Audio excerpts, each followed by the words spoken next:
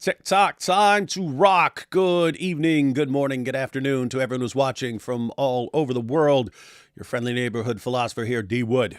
With me, I've got a man everyone calls the Goofy Sufi.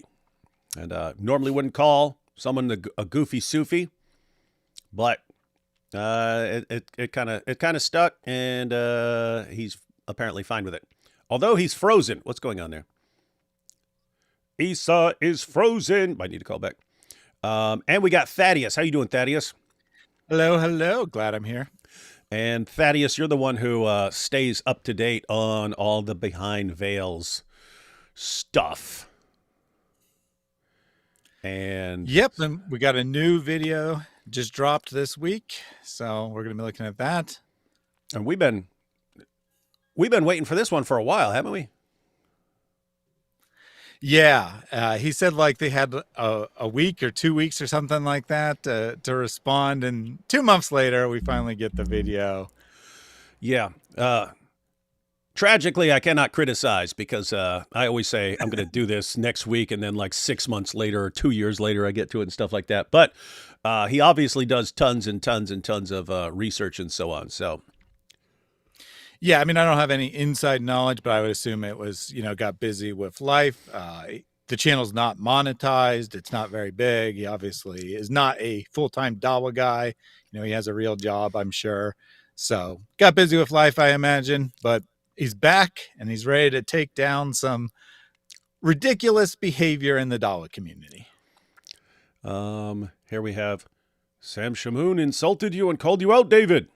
Oh, I guess I should be totally distracted by that, and we should just divert our attention to all that kind of stuff and not focus on the actual topic of this video. So you've been warned. We're not interested in the drama right now. The only drama we're interested in this video is the Dawah drama. Other drama can wait till other shows and so on. So don't say, hey, David, why don't you respond to this? What do you say about this? What do you comment on this? Not interested, guys. Not interested. We're on a mission for every Dawah guy to be completely refuted and for every Muslim on the planet, especially Sufis, to come to the Lord Jesus Christ. How you doing, Issa? Hey, I don't hear you, man. You're muted. You muted yourself. Yes, I did. I didn't want to disturb anything. I'm doing really well. Thank you. Peace and blessings all. Awesome, awesome, awesome. So, you've followed most of this Dawah drama, haven't you? I mean, I'm particularly on the, you're a little blurry, so you have a bad connection, but we hear you fine, and that's like 1,000 times more important. Everyone thinks, you would think with video, it's actually having good video is more important than having good sound. It's like, where do you get that idea? You ever watch someone and the video's really bad, but you can hear them crystal clear? Compare that with perfect 4K video, and you can't understand what the guy's saying. And then you realize, nope, audio is way more important. I agree. Yeah. So I remember seeing you in the chat a ton of times as we've gone through this stuff. How does it feel knowing your co-religionists, your fellow Muslims, your brothers, your Muslim brothers are treating women pretty darn horribly in the Dawah world? I think just the idea of the kind of abuses towards women at all, I don't care who the person is bad, and I think it needs to be condemned. Oh, people are saying you look like a Mormon. Do I? That's hilarious. Elder Issa. Elder Issa. I always thought it was funny when those dudes would show up at the door and they're like looking like they're 14 years old, and the little name tags say Elder so-and-so. They're elder. Yeah. They came to my house, actually, and they helped me bring a TV upstairs. They're very nice. Oh, they do. Yeah, I remember they do that. I didn't have them do anything, but I remember them asking, "Is there any chores you'd like us to do while we're here and stuff?" And like, well, you guys are sweet, man. I should have been like, "Yeah, mow my lawn, man. What's up?" He can't though. They're too nice, man. But yeah, helping carry something up there is good. Oh, hang on, hang on. Let me check these. Check these first two super chats. So we got, hey Thaddeus and Issa. Oh, hi David. Yeah, and what's up? What's up, Jack Ray? And then straighten your tie. You look like you've just been all zooted. Hey, you can't be messing. You can't be. There shouldn't be any zoot jokes with Issa. It's gonna hurt his feelings. It's gonna hurt But his the problem feelings. is, wouldn't I be an Alzoot because I'm South Asian, right? Yeah, what are you talking about? He's not. He hasn't been al-zooted. He's the one doing these al-zooting, everyone. Where you guys been? All right, so, hey, Thaddeus, for anyone who's new here, why don't you give them the condensed version of everything that's happened up till now in the video we're going to watch, where it sounded to me like Ali Dawah was admitting to treating the Dawah fan girls like prostitutes. That's what it sounded to me like. He was just admitting it and saying, what are you going to do about it? It's fine, according to Islam. But why don't you give us the rundown of everything that led up to this moment? Yeah, absolutely. So as far as the public awareness, this started in the spring. That's when Behind Veils released their first video. But rewinding back to the beginning, Muhammad Hijab met a woman who we now know alias as Aisha, about like maybe 5-ish years ago, had a long-term, mostly professional relationship in which I would say he was definitely grooming her, or at least evaluating her as a potential second wife or third wife or fourth wife. We don't really know, but not his first wife, right? Because he does have a first wife that is public. After this had gone on for a while, he proposed marriage to her. She had to convince her father, but she was promised a real marriage, right? In the Islamic sense, right? Not something we would consider a valid marriage as Christians, but a real marriage in the Islamic sense. No offense, Issa. Go ahead. That, he'd be part of her life. She had a kid from a previous marriage. He'd be a father to her kid. They'd live together part of the time, right? He has to balance having multiple wives, but he would be involved in her life. He'd get to know her family, et cetera, et cetera. She agreed. Then he disappeared. He ghosted her for a period of time. He came back after some months and said, I just was immature. I wasn't ready. Took a lot of convincing, but eventually she agreed to go forward with the marriage proposal from earlier. Basically immediately after the marriage ceremony took place, which took place over Zoom with hand-picked witnesses. Did you say over Zoom? Over Zoom. I don't know if it was technically Zoom, but on the internet, not in person, with hand-picked witnesses and a hand-picked person to officiate the ceremony by Muhammad Hijab. He handpicked the person who would stand in as the wali or representative of the bride. So he had very carefully orchestrated the situation. Anyway, immediately after that, pretty much, after they had met at a hotel to consummate the marriage, he started to change the terms and say, I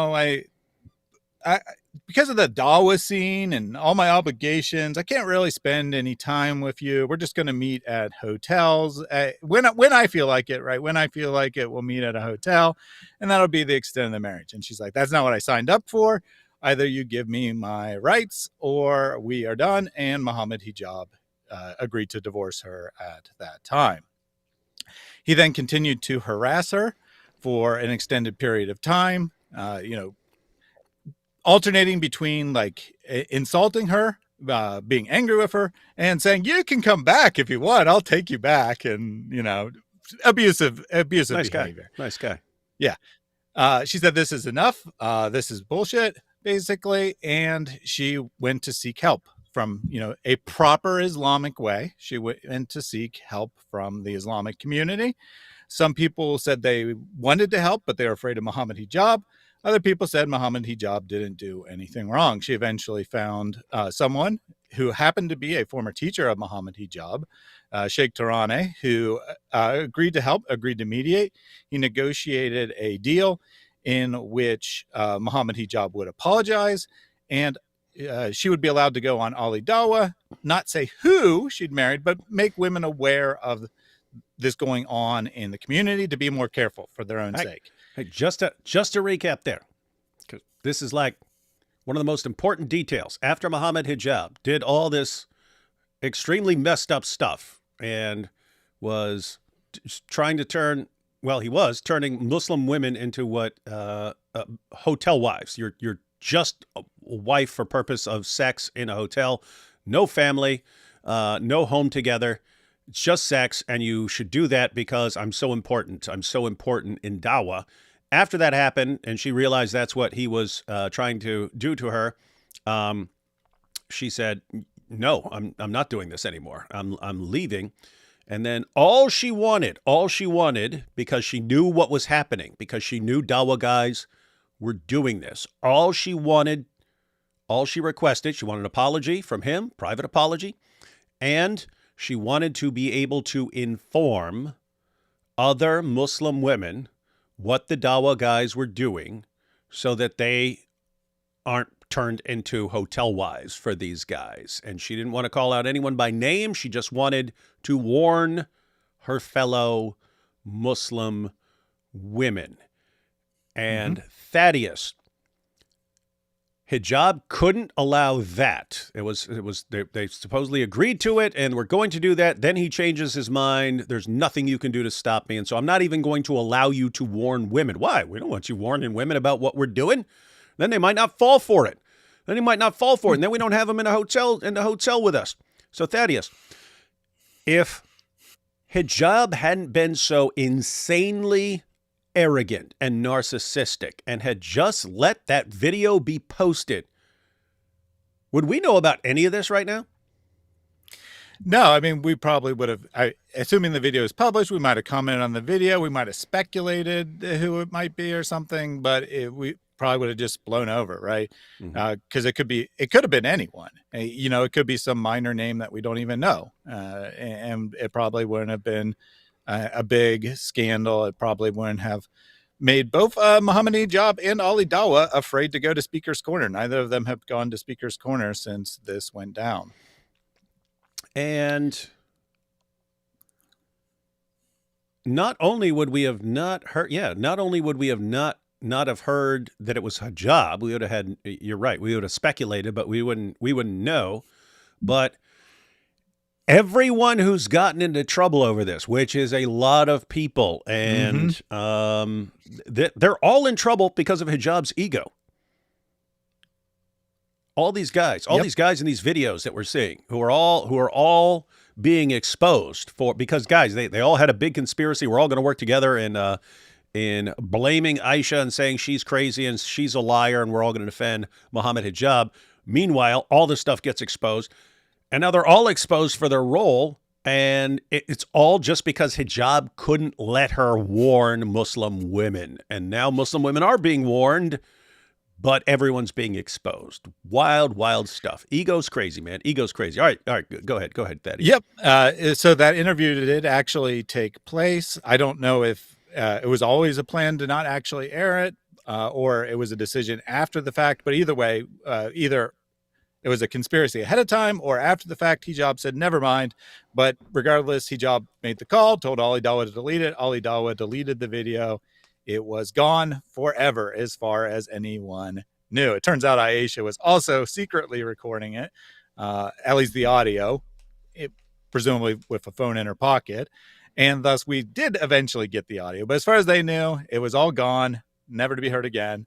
Aisha had been trying for around a year to get help, finally had this lifeline, thought things were better, and then just out of nowhere, they said, nope, we're not going to air that video.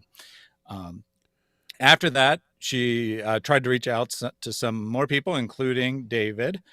And David never saw it. Probably many people she tried to reach out to never saw it. But she did eventually get in contact with Salman from Behind Veils. And he did his own investigation, spent 4 or 5 months investigating it. Hey, look, little side note here. So Salman from Behind Veils. You're right. She tried to contact me. She tried to contact Abdullah Samir and so on. She was looking for anyone who could help her expose what's going on. She instead got Salman. Now,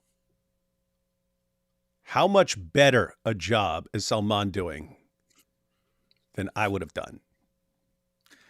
Yeah, I'd say, Be honest. I can't imagine anyone doing a better job. Let's put it that way. Let's just say like 1,000 times better, right? Than me or anyone else I could think of would have done. I have to take it. I mean, even as a Christian, I have to take it as God playing a role in that, because my goodness, he has been wreaking havoc on some very, very, very messed up, evil stuff. Yeah, absolutely. So he did his own investigation. He actually gave Hijab another opportunity to resolve it behind closed doors. I don't know what that would have taken exactly, but Hijab at this point was not playing ball at all. He just decided to blatantly lie and say, I've never heard of this person. I have no idea who she is. And then was confronted with the evidence. You definitely know who she is. Oh, yeah. That was just a crazy stalker. I got rid of her as soon as I realized what she was doing. And he's like, no, this is not the case at all. You need to come clean or we're going to go public. And then he's like, I dare you, go public. So, of course, they went public. You'll be humiliated. What an ego. He thought, I mean, that's why I'm saying that even as a Christian, I think God had a role in all this. It's like one lady versus all the combined forces of these guys with like 1 million+ subscriber channels and stuff like this. What chance does she have? That's what Hijab was thinking. This lady can't. What? She gonna? Oh, Muhammad Hijab was doing this. Who's gonna believe her? Who's gonna believe her over the hero of Dawah? Everyone with a brain now, after because she crushed them. Oh man! All right, go ahead. And of course, so the contact with Sheikh Tarani and the negotiation was back in last fall. It was this spring when it eventually went public. In between that time, Muhammad Hijab was scheming behind closed doors. He was, as we now know, blackmailing Sheikh Tarani, saying that he needed him to confess, quote unquote, confess on camera that he had been tricked, that Muhammad Hijab was never involved with this woman, and so on and so forth. Sheikh Tarani ended up in the hospital from all the stress. We know that there was sexual abuse allegations leveled against Sheikh Tarani. We don't know whether those are remotely credible. They could have been goons of Muhammad Hijab leveling them, but that was what was causing him stress. That was what the blackmail was about. If you don't do what we say, we're going public and destroying your career with these allegations. Ironic, right? To get out of his own sexual abuse allegations, he's threatening to expose someone else's allegations of sexual abuse. The video is published. After a few days, Muhammad Hijab puts out a tweet saying that he'll respond in 30 minutes. He deletes that tweet, but then within 30 minutes, a video is posted on a brand new channel. Well, sort of brand new channel, a channel that had never published a video before, but had actually been created around almost the exact time the divorce took place, which was called False Accusations UK. Put out a video saying this has nothing to do with Muhammad Hijab. We're just independent investigators looking into this matter. They published some out of context clips that had been manipulated of Aisha. When that didn't work, right? When that didn't slow down and Behind Veils started dropping more evidence, because they didn't drop everything at once. They dropped the accusations, but then they brought out more evidence over a period of time. Ali Dawah jumped in and tried to come to Muhammad Hijab's rescue. That didn't help any. Then Behind Veils False Accusations published a second video, this time with an AI generated confession. They said, this is definitely not AI. You can go to this tool to see that it's not AI. And if you go to the exact tool they said to go to, it says it's 99% chance it's AI generated. It didn't actually sound like her either, nor did it make any sense. They said it was supposedly a call to a counseling organization, which would be unethical and probably illegal to leak. which had supposedly been leaked and that was her confessing to the counselor that she had made the whole thing up. No one really bought that, I don't think. Everyone kind of saw through that. Ali Dawah, this was actually he published 2 videos before that. In one of those 2 videos, he posted a faked screenshot. So we got a faked screenshot and a faked video. And this is the evidence being given on their side. If we were to make a list of like the dumbest thing, like the absolute dumbest. I mean, apart from like hijab, just not letting her warn Muslim women, not giving her just at least that, like huge screw up. I'd have to say the top 3 dumbest tactical moves from these tactical morons. I mean, like dumbest of the dumb tactically. I have to say the photoshopped screenshot, which was easily exposed by people who took a closer look at it, but they thought this was exposing her, and turned out to be photoshopped, and that was all exposed. And of course, the video, the AI video, dumbest thing ever. Oh, and here's how we know it's true. This website shows it's true, and as you did, the website said, nope, it's AI. And then basically hijab trying to preempt everything by saying, oh, I've heard it from a representative of Elon Musk that if I don't stop with my powerful Dawah, he will frame me for a scandal. But I'm telling you beforehand that I know that Elon Musk is going to frame me for a scandal. So if you see any news of a scandal coming out soon, just know that it is Elon Musk who set this up. Like the most idiotic thing ever. That was a Tate movie. That's a movie copied from Andrew Tate. Anyway, all right.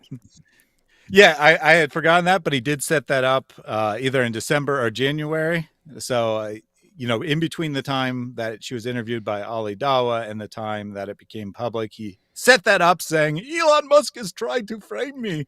So he didn't actually go with that once it was released. I guess he realized how stupid it was, but he did try to set that up. It'd be funny if he tried it now. It's like, oh, well, this new Behind Veils video, this is clearly set up by Elon Musk. Indeed. So near the end of the accusations, or the initial phase of the Behind Veils videos, we got the bombshell that Mohammed Hijab had been blackmailing Sheikh Tarani. And then the final chapter was that, hey, there's a secret group where Mohammed Hijab and all his buddies are conspiring. And guess what? I, Salman of Behind Veils, have access to that group. I've seen every one of their messages. And we see what they've been saying about behind closed doors, where they're saying, well, they're debating. Should we say that she's mentally ill? Should we say she's an apostate? What should we do? What should we do to discredit her? And they're bickering back and forth as to which one is the better strategy. They kind of ended up going with a little of A and a little B, but mostly trying to imply that she's not a credible witness seemed to be the strategy they ended up going with. Their great accusations were that she had once called into a Dawah show and had expressed or asked a question, right? They have a question. Muslims, call in with all your tough questions about the Quran that you need answers to. And she calls in and asks a question. And now that is sign that she's mentally ill because she called into the show that they set up for people to call into. And also they kind of, and she sent an email after that to the program's organizers, kind of apologizing that she wasn't completely focused. I mean, I watched it. She seemed perfectly fine, but probably from years of being gaslit and abused, whatnot, she thought that her performance was not good on the show. And she wrote in and apologized and said that I suffer from ADHD and it's sometimes hard to concentrate, which has absolutely no bearing on whether you can tell the truth. It has no bearing on whether or not you can accurately remember events or anything along those lines. But they decided to say, well, this means that she is hallucinating and none of this ever happened and blah, blah, blah, blah, blah. And when those group chats came out, multiple statements that they had made in public were revealed to be complete and total lies. And we got a new figure jumping on the scene. Dean responds, comes in and says, that group chat, it was totally legit, but what he didn't tell you is that I proved she was mentally ill in the group chat. That was his genius strategy. We'll see that the fallout of that in the video today. But that is where we last left it. Do you mind if I ask a question about that? Oh, Sure. I was about to ask you a question about why your religion. No, go ahead. So my question is, so that's actually one of my fields. I was a special ed teacher. I do therapy. That's my kind of work that I do in my daily life. If we look at the element of mental health, what does that prove? Let's say she has mental health issues. Most of us all do. Humans do. Like, this is a part of our condition. Does that prove that what she said was wrong? What I don't like is I don't like gaslighting. I don't like taking away from people's trauma. I think this is a huge thing. These people want to try to delegitimize her trauma and say, because all they care about is, ego. They care about power, and they're just like, I want my person in power who has, I don't know, I'm not really impressed by his rhetoric. I saw your debate with him and I was not impressed. He kind of did a lot of chest thumping and he was like, Arabic.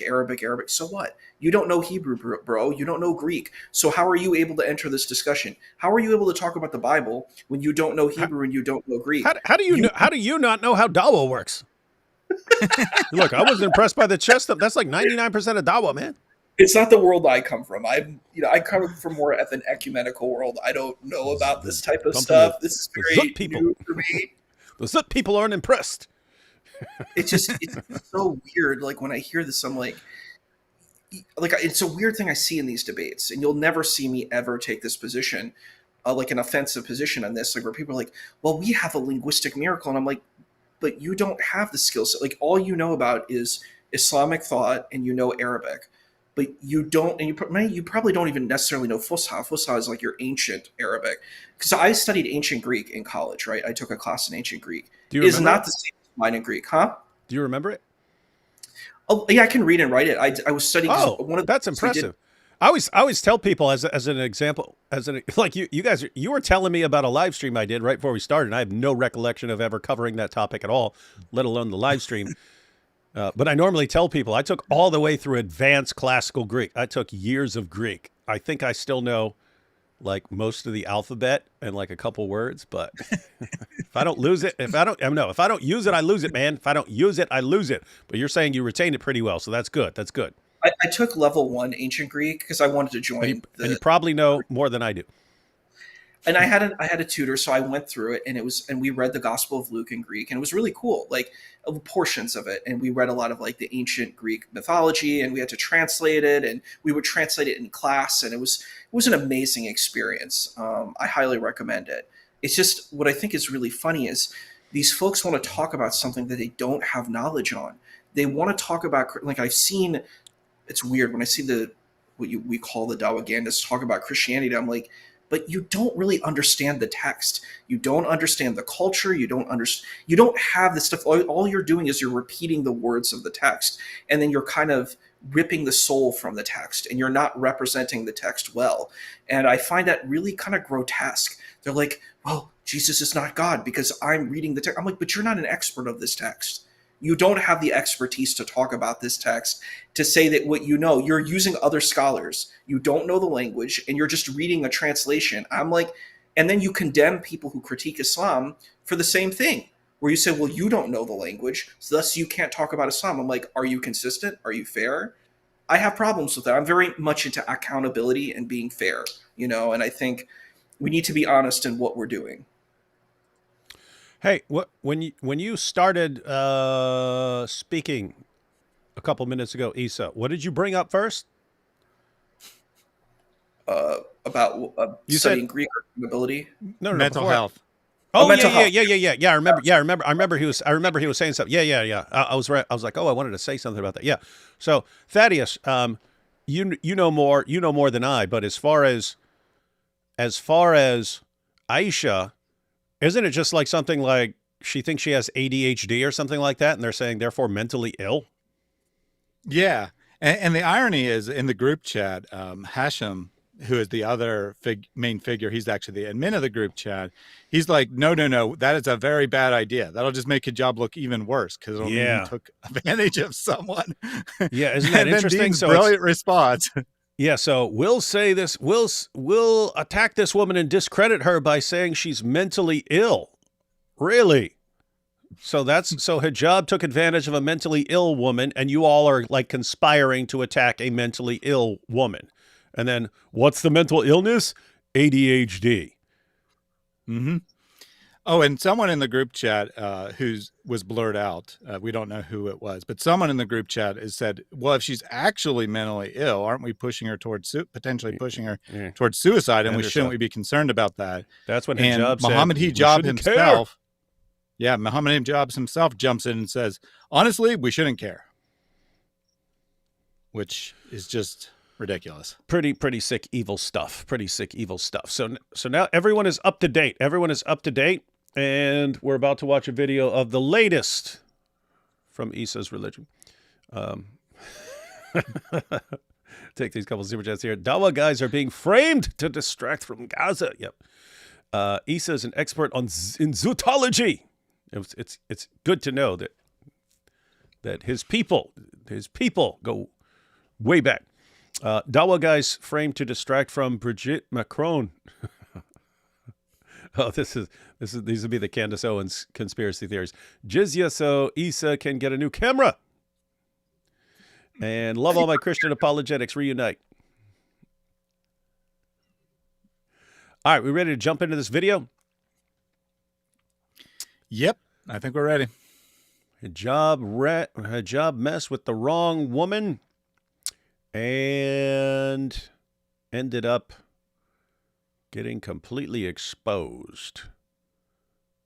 Let's see. Go to this video and... All right, here we go. What do you do when you've been exposed? What do you do when the lies, the false testimonies, the hypocrisy, and the evil in your actions have unraveled and come to light on the world stage? For God-fearing people, they take it as an opportunity to recede, to take time off, to introspect, and deeply reflect on their mistakes. They try to rectify their wrongs, and they turn back to Allah in full repentance, seeking salvation, all while knowing the temporality of this life. In the past few months, we've already come to witness the cowardice of Muhammad Hijab as he went into hiding, afraid to directly face us and instead resorting to spewing lies through AI-based videos while employing others to defend him. Isn't that strange? Big, tough Muhammad Hijab won't face a woman, and Salman here? Big, tough guy. Just to clarify there, but in one of the later videos, Behind Veils said, listen, let's stop all this behind-the-scenes nonsense, because, Hijab didn't directly, but some of his goons sent him threatening messages and whatnot. It's like, you can come on, we can have a live stream. You, me, Aisha, and whoever you want to bring, let's do it. Let's get all the facts out there. And shockingly, Hijab didn't take that offer. Shockingly, I'm sure. Yeah, isn't that weird? Like you have Deez responds. Deez responds did everything he could to defend Muhammad Hijab and was treating the whole situation like Hijab was telling the truth and Sister Aisha was the one who's lying and she's crazy and so on. But think if for some reason you're so insanely stupid and gullible that you believe Muhammad Hijab, even with the fake AI this and the Photoshop that and the Elon Musk and all this, and even if you're stupid enough and gullible enough to go, well, this guy is the pillar of truth and justice in the world. Anyone who criticizes him must be lying or paid by Elon Musk. Imagine your Deez response, and you fall for that. Like, wouldn't you be thinking, oh, they're offering an opportunity for Muhammad Hijab and everyone else to come and clarify and expose these lies, and they won't go near anyone who's been seriously investigating the issue, won't go near it. Like, Aisha's like, let's do this. Let's do this. And she's like, let's have a mubahala. Let's have a mubahala.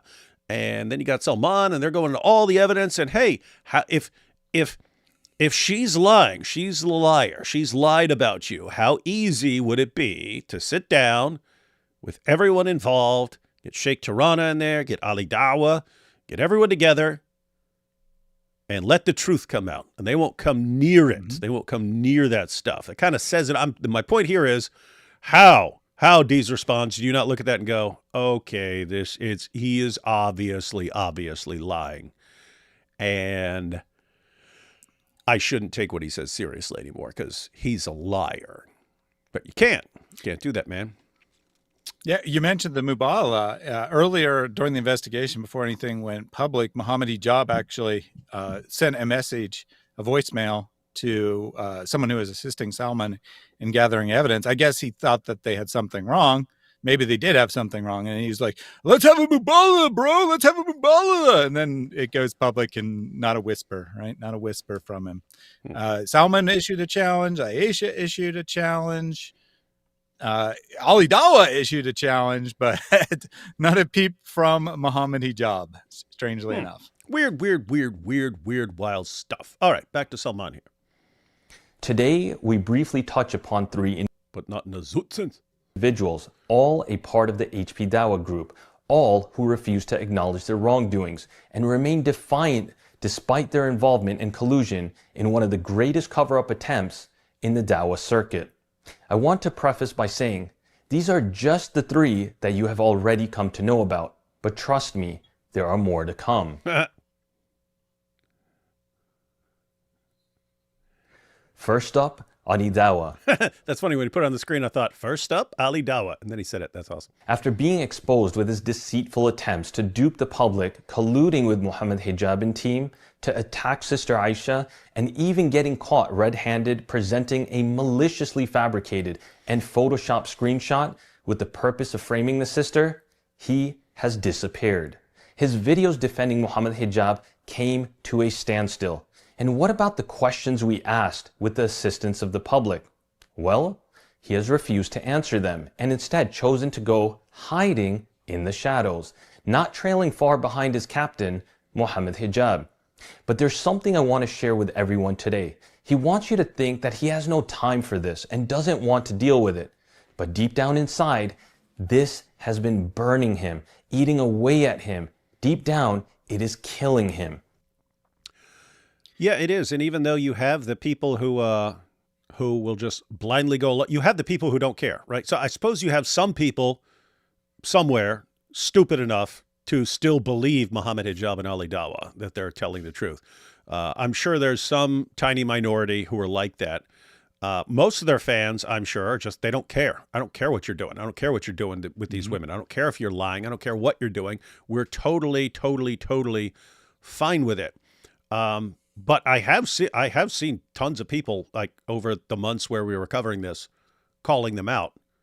And Thaddeus, does it seem to you like their numbers are down? Like their numbers have been dropping? They seem like that to me.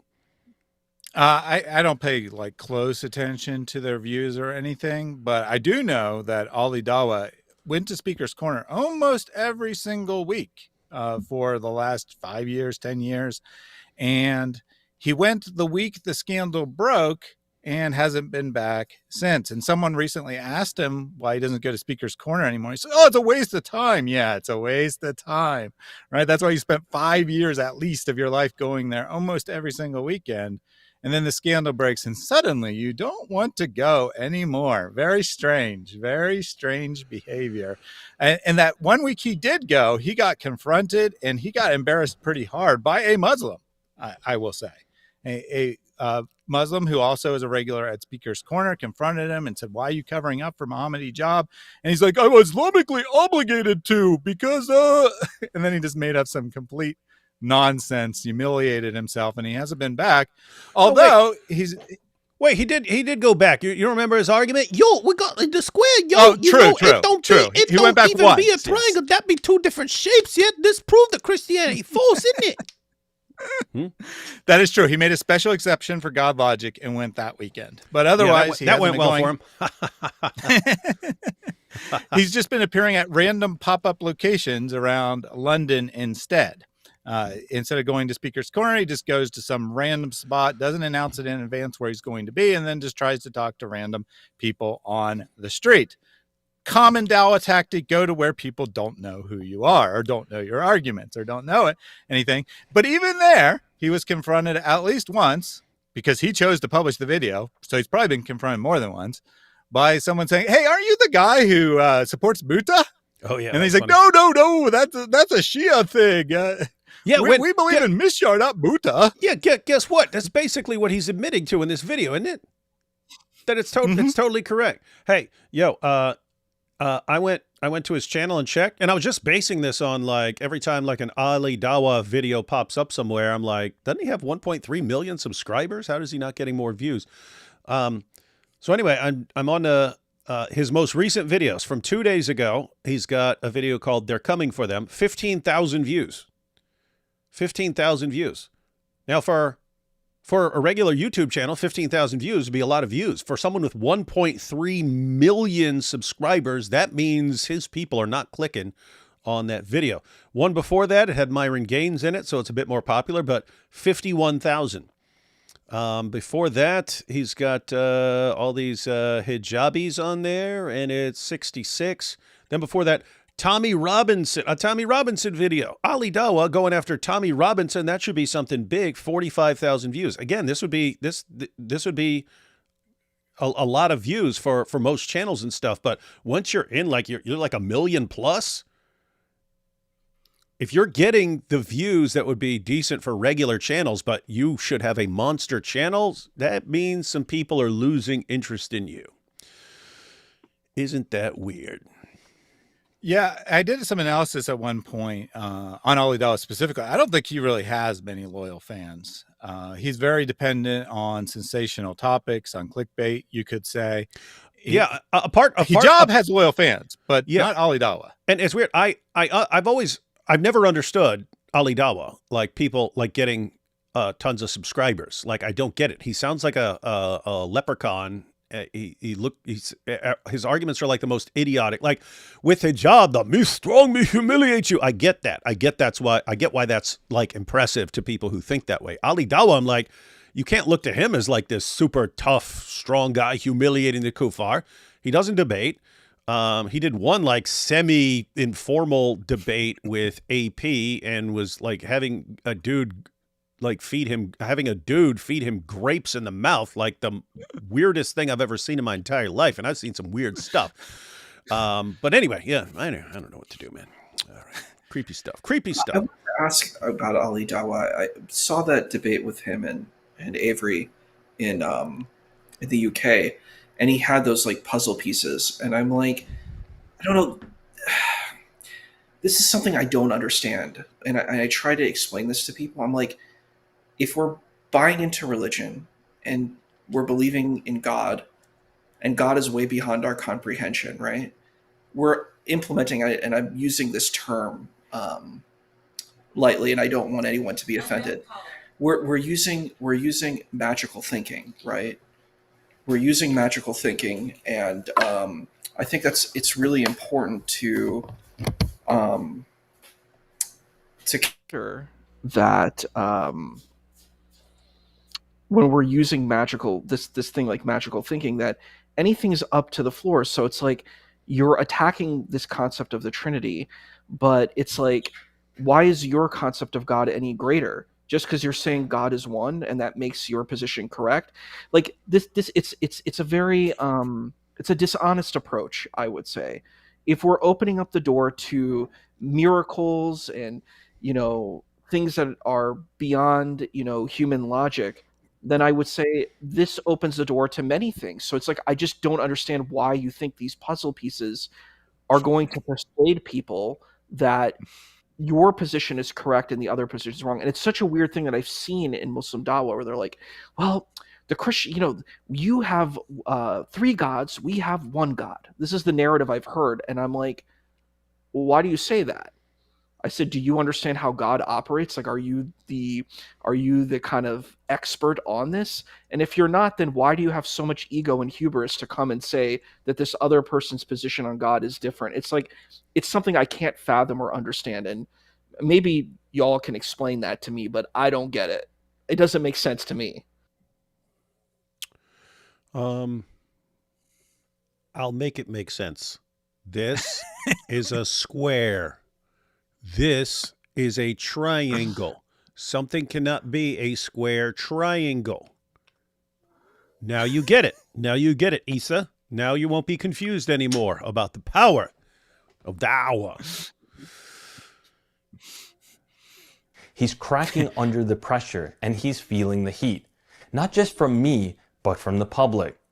There have been many people leaving comments on his videos only to find themselves being blocked and their comments deleted. This man has been obsessed. We all witnessed his obsession with Muhammad hijab, defending him by all means necessary. But brothers and sisters, I'm afraid to share today that his obsession did not stop with hijab. It is now with me. It is an obsession fueled with anger, with rage, and desperate attempts to get back at me personally, to get under my skin, to try and invoke a reaction. And from one aspect, he has succeeded. He did invoke a reaction. It is one filled with a feeling of sympathy, feeling bad for how he continues to humiliate himself.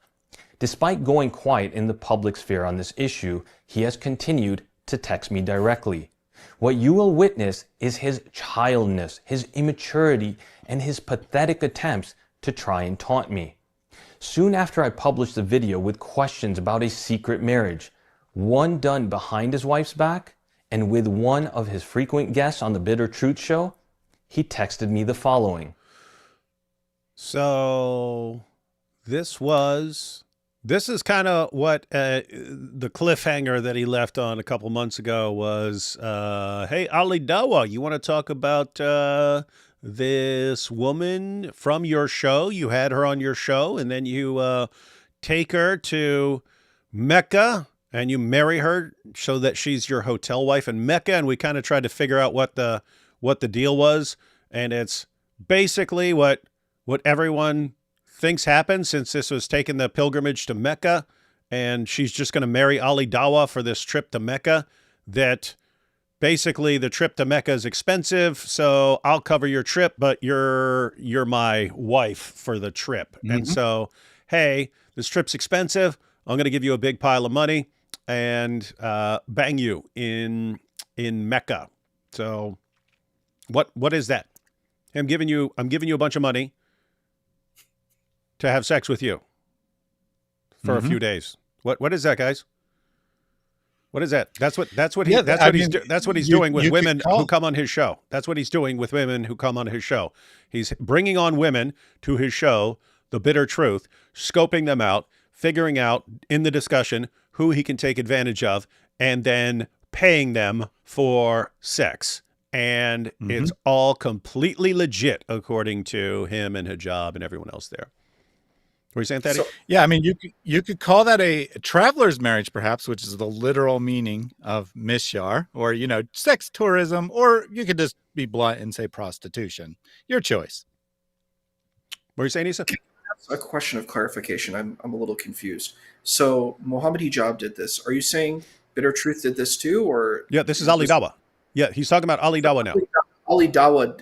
So Ali Dawah's name is. I thought Bitter Truth is this his guy. Show. Salman. No, this is Behind Veils. Ali Dawah has a show called Bitter Truth. Thank you. I don't know all this stuff. I'm kind of like the character in the New World where you have to explain it. It's the same thing like on the channel that the channel that I'm on. My friend Max is here. My co-host is here in the chat. But we talk about flat Earth. I don't really know anything about it. It's kind of blows my mind that people believe in it. But I'm like, okay, cool. If that helps you in your life, I guess. But it's like I'm kind of new to this too. So you're gonna have to educate me on some of this stuff. So Ali Dawah's channel is called Bitter Truth, right? This is Behind Veils. Salman is Behind Veils. Ali Dawah's Bitter Truth, and then there's Muhammad Hijab. So Ali Dawah is doing the same thing that Muhammad Hijab is doing. He's trying to apparently it's just standard practice because Muhammad Hijab said that about 80, he estimates that about 85% of the Dais are doing these polygamous marriages and stuff, and we see how they do it. And I'm still, this will be in the near future. It's seriously messed up, but I mean, my video is going to be seriously messed up, but I don't know what else to do. My video is going to be messed up because it's a messed up situation.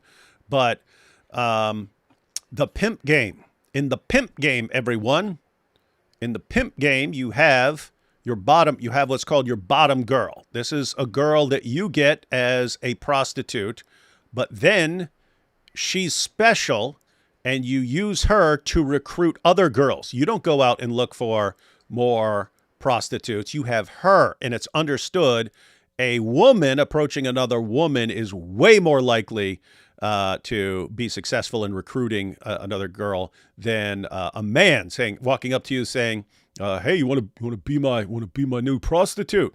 You got a girl going to her going, "Oh, it's so great. It's the best thing. It's the best thing. We get to have so much fun and we make piles of money and everyone's so good to us."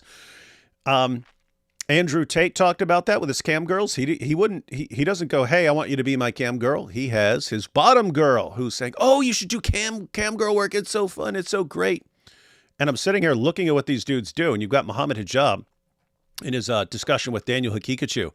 And he's saying that the revert girls are the ones who take it best being used like this. They're the ones who take it best. And then you look at the whole situation and what they do. And what do? They get some girl to convert, but then they have her make all these YouTube videos inviting other girls to revert. But it's like, what are you guys doing?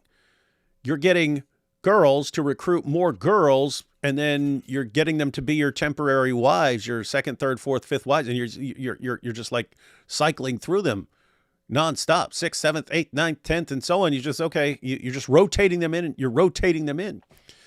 And what is that? It's the exact same setup as the pimp game, and that's Dawah. That's standard Dawah apparently now. Is we get some pretty girl to convert, and she becomes our temporary wife and this and that, but we get her to go out and make TikTok videos to recruit more girls for us.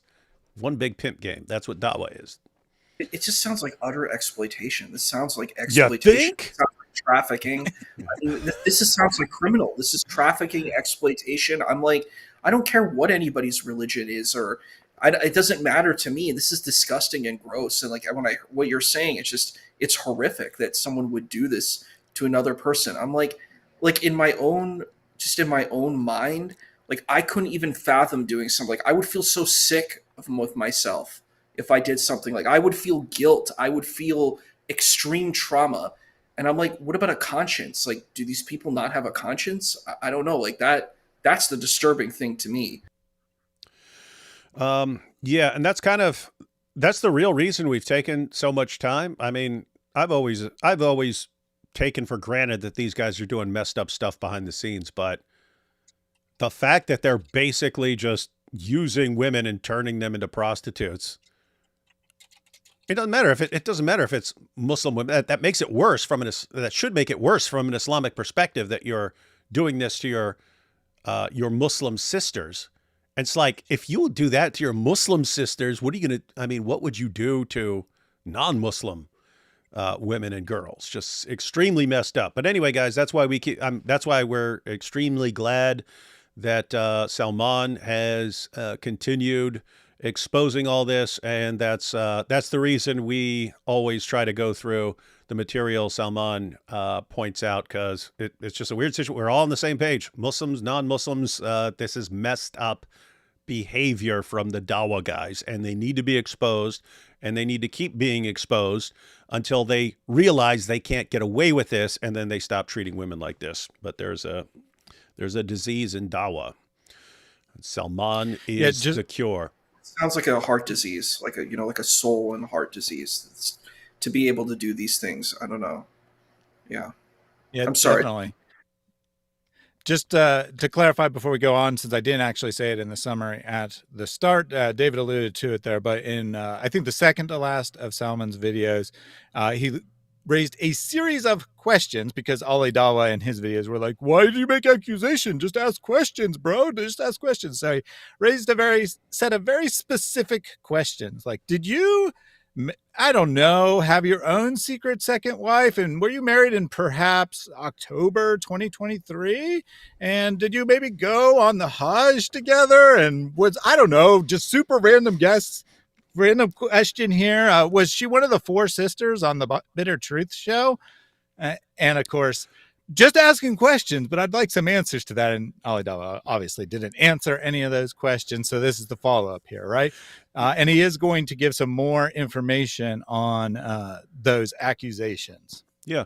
And I mean, think about this. Like, so one, we'd have never found out about this if hijab hadn't finally exposed me, and then it leads to everyone else being exposed who's connected to him.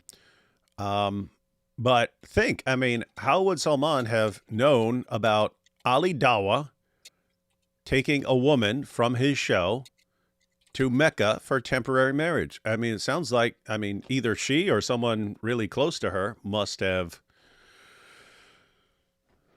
informed Salman.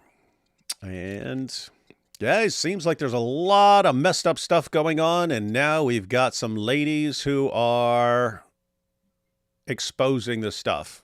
And that's that should be horrifying to the Dawah guys, because they've been doing all this stuff. See, guys, there's a power imbalance, and then there's a male to female issue that would keep women from coming forward, right? Like a Dawah guy, he knows if he treats a woman like a prostitute, is that woman going to want to come forward and say, hey, yeah, I acted like a prostitute. He gave me money, and then no, she's not going to want to say that. She's not going to want to admit that. They know that, therefore they know they can do it, because the women are never going to want to be shamed among the Muslim community. So they rather just keep it quiet and pretend it didn't happen or something like that. But now if they're getting to the point, which I think is the situation with Sister Aisha, it's like, yes, it happened to me. Yes, I'm going to be shamed. Yes, I'm going to be attacked. Yes, all these guys with all their channels and all their fans are going to come at me. But you know what? I have to try and help. I have to try and keep this from happening to my fellow Muslim women. And if you get more ladies like that, I'm sure some really, really messed up stories are going to keep coming out. Do you know there was something interesting? I went on like a voice chat or like Discord, and there was a chat, and I brought this up. I said, this is a really vile, horrible thing. And there were people that were trying to defend it. I was like, this is exposed. It's really bad, and we should just hold accountability. We can't hide this stuff. We can't go and just say this is okay because a person's a talker. I really don't care about what people say. I care about what people do. Are you going and helping the unhoused people or the homeless? Are you going and trying to make people have better lives? These are people who have value in my life. I don't care if the person comes and sits on a pedestal and they talk and they're loud and they're rude. That's not impressive to me. And it's really weird that people are impressed by it. Like you said that these people are impressed. I'm not impressed. It's not impressive. It's disgusting and gross. And it's like, so there are certain, Islam is a complex religion. There's a lot of different elements, and I'm going to be the first to say that. But there's a concept of adab and akhlaq, which means good manners and good character. This is an aspect that exists within Islamic tradition. And it's like weird that I don't see anybody having that. Like people having good character, respecting people and treating people with like dignity and stuff like that. I don't see it at all. And it's so weird, and it's so creepy, and it's I don't know what to say, but it like these things are they hurt my heart. They bother me on a deep level. Yeah, you see, you're bothered by the lack of good behavior and good manners. I'm appalled at the lack of hikmah. The lack of hikmah. Some people got the hikmah. These guys got zero hikmah. Like everything they're doing, you're like, how could you possibly be so low in hikmah? But they are. Weird stuff. All right. So right now, Salman is going to share the text that Ali Dawah sent him responding to Salman pointing out that we know what you do. We know what you're doing with the girls who come on your show, that you're getting them for these temporary marriages and taking them on trips to Mecca and treating them exactly like anyone would treat a prostitute.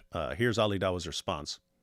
Oh no, Salman, you hit me where it hurt. How could you do this to me? How will I get out of this mess now? You made me sound extra pious when I don't even deserve it. Marrying again, in Umrah, in Mecca, in Kaaba, Allahu Akbar, you're praising me too much, man. Like Abu Bakr said to those who praised him, may Allah forgive me for what you don't know about me and make me better than what you think of me. Salman, stop flattering me. And stop making dunya your whole dunya, man. Leave her alone now. She's married and moved on, and you're married too. It's like drinking poison and wanting dunya to die. Habibi, don't let dunya consume you. There's a couple of really interesting things to extract from his message. There are. First, he essentially affirms the secret marriage that took place behind his wife's back. Yeah, he said that, right? He said, "Oh, are you shaming me for marrying a woman for during the pilgrimage to Mecca? Oh no, great, you're condemning me for being a devout Muslim." So that's acknowledging Yep, it, guys. that's It's what he's not. saying. Yeah, it's not. Oh no, I wouldn't do that. Oh, what are you? Why are you falsely accusing me? It's, oh, you're going to condemn me for doing something that's perfectly 100% halal certified? Let me back up real quick, because Salman points out that there's apparently a secret thing. First, he essentially affirms the secret marriage that took place behind his wife's back. Second, he keeps engaging in ad hominems, trying to make me sound like I'm obsessed with my ex-wife. According to Ali Dawah, she's married now. Interesting, as most of the community here in Dallas is unaware of such. But, Adi, you must have spoken to her directly when you were so desperately trying to create a hit piece on me, one that chaotically backfired. But with regards to Dunya, if she is actually remarried, Allahumma barik. May Allah bless her marriage. I'm truly happy for her, and I hope this will be a means for her to stop slandering me behind closed doors, and an opportunity for her to repent, rectify, reform, and move on with her life. Notice the difference, right? So apparently she's attacked Salman. What's his attitude? Hey, I hope she has a good life. Compare that with like Muhammad Hijab. Oh, this woman betrayed me, therefore she deserves to die, and we shouldn't care. Very different kinds of people here. Yeah, let me just fill in a couple details from the history in case people don't know here. So Dunya is, in fact, Salman's ex-wife. She's actually the reason that he's, what happened to him in the divorce is part of the main reason he started the channel. She made all kinds of ridiculous accusations, accused him of trying to murder her, and other very serious accusations. And when he brought this to the Muslim community, because she was considered an important member of the community, they covered it up. And that's what motivated him to start this, knowing that this has happened to lots of people, not just him. He decided to start the channel, said, in the past, I've kind of just looked the other way. I can't look the other way anymore. I need to talk about this. So Ali Dawah, and it's on his own channel, right? That's the first videos on his own channel were about that situation. Ali Dawah, in his first response video, says, "Oh, how would you like it if we went and interviewed Dunya and we got all the dirt on you?" Well, that's exactly what we're going to do, because you see, we're just going to throw out accusations without any proof, just like you're doing. Well, I assume they did try to contact her, and she said, no, thank you. I've had enough drama. I don't want any more of this. Or maybe she actually realized she was in the wrong. I have no idea about her. But in any case, they were not able to interview her. So then he goes ahead with his plan, though, and releases all this secret material that Salman doesn't want anyone to know about. And it's all clips from his own video where he says the things that she accused him of and whatnot. And he's like, "You see how you like it? You're so obsessed with her," and she was never a part of any of this, right? Except for Ali Dawah dragging her in, and the Islamic word for this world is dunya. So he thinks this is this great joke. He says it 50 times in that video. Yeah, that's on the You've screen. made dunya, your whole dunya, and then he just keeps saying it every time. Every time he talks about Salman, he says that. Yeah, and it's not even good. Like, if you said it once, I'd be like, okay, you're making a little joke there and stuff like that. But it's like, if that's your just go-to and you say it over and over and over again, I don't think he does it here. But in a previous video, he showed how many times Ali Dawah just makes the same stupid joke over and over and over again. But so Ali Dawah decided this was a threat. This was a threat to Salman. Hey, if you come after us, we'll expose you. He said, okay, fine, do it. I mean, but notice that's how they keep everyone in check. It's if you expose us, we'll do this to you. And most people are scared. They don't want it. They don't want to have their lives messed up. So they just let these guys keep getting away with it. Eventually you get down to like Sister Aisha and Salman and so on. So, okay, if we're not letting you get away with this stuff. And if you want to attack us and you drag us through the mud or whatever, okay, but we're not backing down off this. This is an evil manipulator's worst nightmare, right? People you can't manipulate into silence. And so hats off to Salman. One other thing.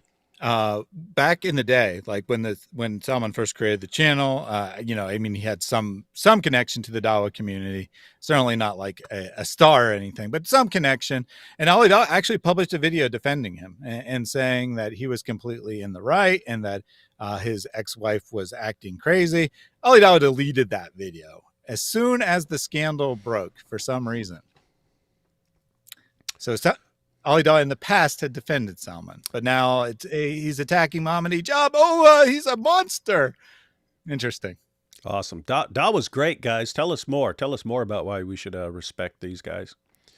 But there is something far more interesting, something really, really interesting that Ali Dawah mentions. It's like drinking poison and wanting dunya to die. And if you rewind just a little bit, he reiterated the same phrase in a previous video.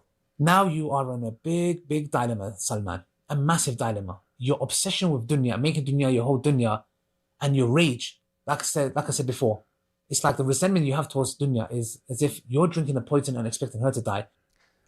Wow, that's a powerful image from Ali Dawah.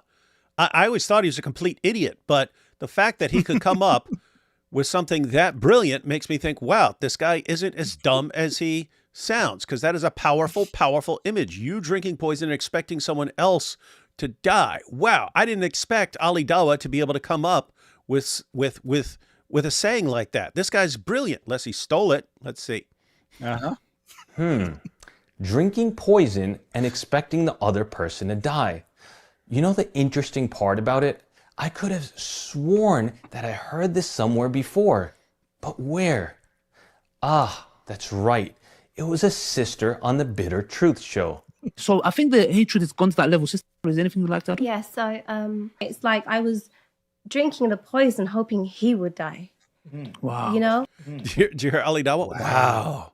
Wow. You know? Wow. You know? Wow. You know? As if you're drinking the poison and expecting her to die. Let me like- back this up. You're drinking the poison and expecting her to die. Drinking poison and expecting the other person to die. You know the interesting part about it? I could have sworn that I heard this somewhere before, but where? Ah, that's right. It was a sister on the Bitter Truth show. So I think the hatred has gone to that level. Sister, is there anything you'd like to add? Yeah, so it's like I was drinking the poison hoping he would die. Wow. You know? Wow. You know? Wow. You know? Wow. You know? As if you're drinking the poison and expecting her to die. It's like I was drinking the poison hoping he would die.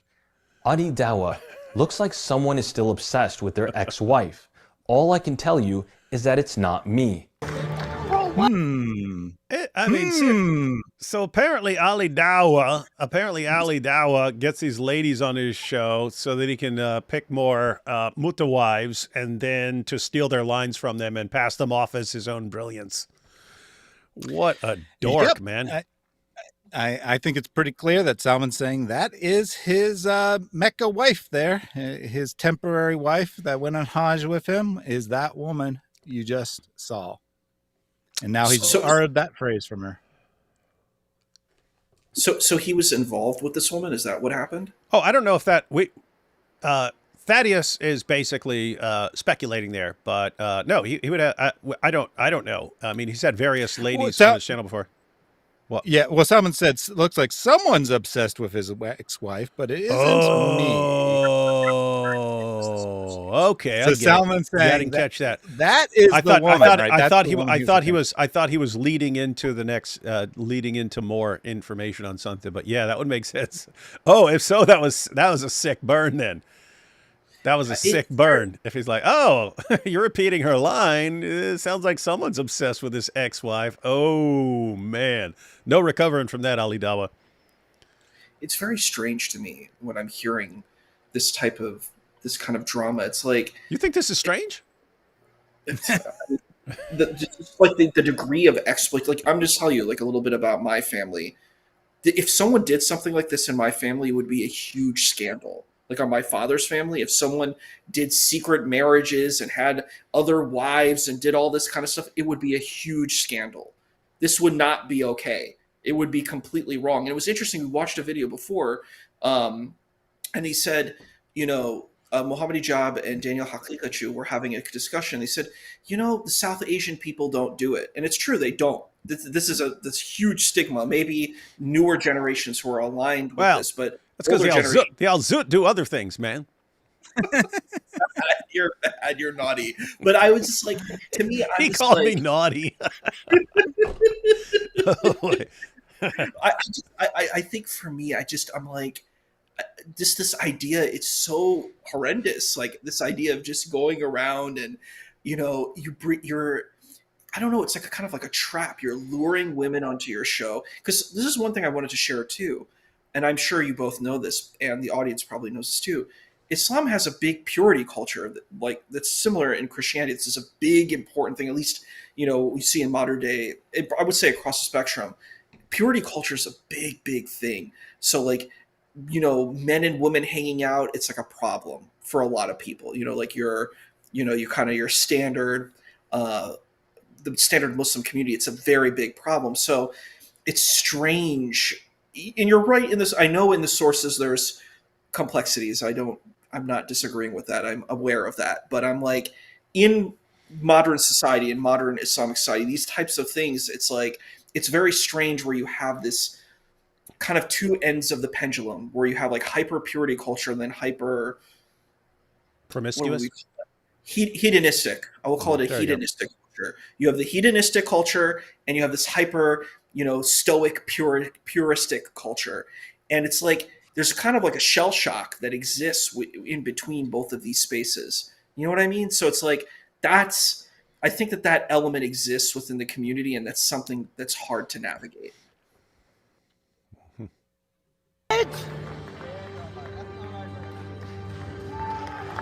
He put that up there to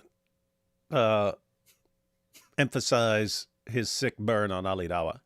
But it doesn't stop there. Soon after the HP Dawah chats were revealed, including their orchestration and collusion in trying to character assassinate Sister Aisha, once again, Ali Dawah sends me another text message. Salman! How can you do this to me? Salman! My whole reputation is finished. You destroyed me. No. So they got the AI Ali Dawah voice. Hey, Salman, if you ever want someone to read Ali Dawah's messages, I think I'm better than AI at this. Just wanted to point that out. All right. So what was that? Salman. I'll even do it like Ali Dawah. Salman, how could you do this to me, Salman? No, it doesn't work. Ali Dawah writes differently from the way he speaks. That's interesting. So Salman, how can you do this to me? Salman, my whole reputation is finished. You destroyed me. No. How will I recover? That's all he does, apparently, is mock in response as he's being completely destroyed. Recover. Ha. You're hilarious, man. So Dawah brothers coming together to defend another person who's been falsely accused makes them complicit when she was working with enemies of Islam? Ha. Hey, and that's having us. boy We're talk the and enemies making of jokes Islam. makes us hypocrites? Ha. Desperate times call for desperate measures. Alhamdulillah, our Dawah continue. Let's break this down. First, What's up? I have a quick question of what he said. He said enemies of Islam. That's so us. Is he Islam? No, I don't know what an enemy of Islam No, is. I'm that's not us. sure what That's us. I mean, specifically me, Abdullah Samir. She tried to contact us, so he's saying she worked with the enemies of Islam. I understand that. No, I understand what you mean, that he's referring to. We're your enemies, Issa. Well, what I'm asking, honestly speaking, like, it sounds like a place of arrogance. I'm being kind of facetious and rhetorical here. I'm like, he's saying enemies of Islam. How does he not know he's an enemy of Islam? Maybe he's an enemy of Islam. That's true. Why, I mean, why are you the enemy of Islam? yeah, I have to say, who's Maybe you're not a friend of Islam and he's the enemy of Islam. Like, this is the weird framing, is that it's such arrogance. It's like, I'm the right guy. I'm the good guy. How do you know that? How do you know you're good? How do you know that? That wasn't bad. That wasn't bad. You got to get, and we're proud of that. We're proud of Two that. states they were coming together to defend another person who's been falsely accused. This no longer requires a response, as everyone has seen the countless pieces of evidence, and we have exposed the cover-up without a shadow of a doubt. And that's exactly why Muhammad Hijab and Ali Dawah are both terrified and petrified to join us and challenge us in a live and public discussion. And that's also why their manhood is nowhere to be found. Second is this constant attempt to label Sister Aisha as working with the enemies of Islam, or even herself being a certified enemy of Islam. We'll address this in more details at a later time, inshallah. But I'd love to hear Ali Dawah elaborate on exactly what information she was secretly providing others about Islam. I hope she didn't leak the X-Files about our religion that we safeguard so dearly and are concealed in some high security vault somewhere in the mountains of Switzerland. Because if that got leaked out, surely we'd all be doomed. Third is how he coins the group's vulgar and obscene joking as boy talk. Newsflash, that's not acceptable within our deen. Our Prophet ﷺ said, a believer is not one who taunts, nor one who curses, nor one who is indecent, nor one who is foul-mouthed. Ali, this isn't just sharing your vulgar jokes between you and Muhammad Hijab. This is in a group of 75 du'at located all around the world with the purpose of discussing deen-related matters. So go ahead, keep trying to justify your dirty mind and your dirty jokes as just boy talk. But I will say there is one thing you revealed about yourself. You are still a boy, as real men do not go into hiding when challenged with the truth. Poor Ali Dawah. Right, so here we have, I'm guessing, another AI. Here we go. If he was a real man and husband to Dunya, she wouldn't have left you. Aki, get over it. Don't let her consume you. She's probably married now to a real man who knows how to be a man. Usually in these situations, I blame the man. You may have been moving feminine and she didn't like that maybe. Don't make your whole dunya. Move on, Habibi. I'm looking forward to more videos. Don't stop. Do you dream about dunya? You're obsessed with the woman. Ha ha ha ha. Assalamu alaikum. Subhanallah. Wow. Sometimes people expose themselves better than anyone else ever could. And Ali Dawah just did that. Your message isn't a rebuttal, it's not a defense, it's a tantrum, and it reeks of bitterness and desperation. Ani, I understand. You're humiliated. You've been caught deceiving the public, and now you're flailing, trying to claw your way back with playground insults about dunya. But we're not children. Personal attacks won't erase the evidence. Mockery won't undo the lies, and sarcasm won't save your crumbling credibility. You've made it clear this isn't about truth. It's about revenge. You were exposed and now you're lashing out like a boy who knows he has no defense. But here's the reality. No amount of deflection will change the fact that you tried to mislead the entire ummah. Oh, it's hurting. Ooh, it's probably... And for those still unsure about who's really obsessed, here's a selfie Ali Dawah recently sent me.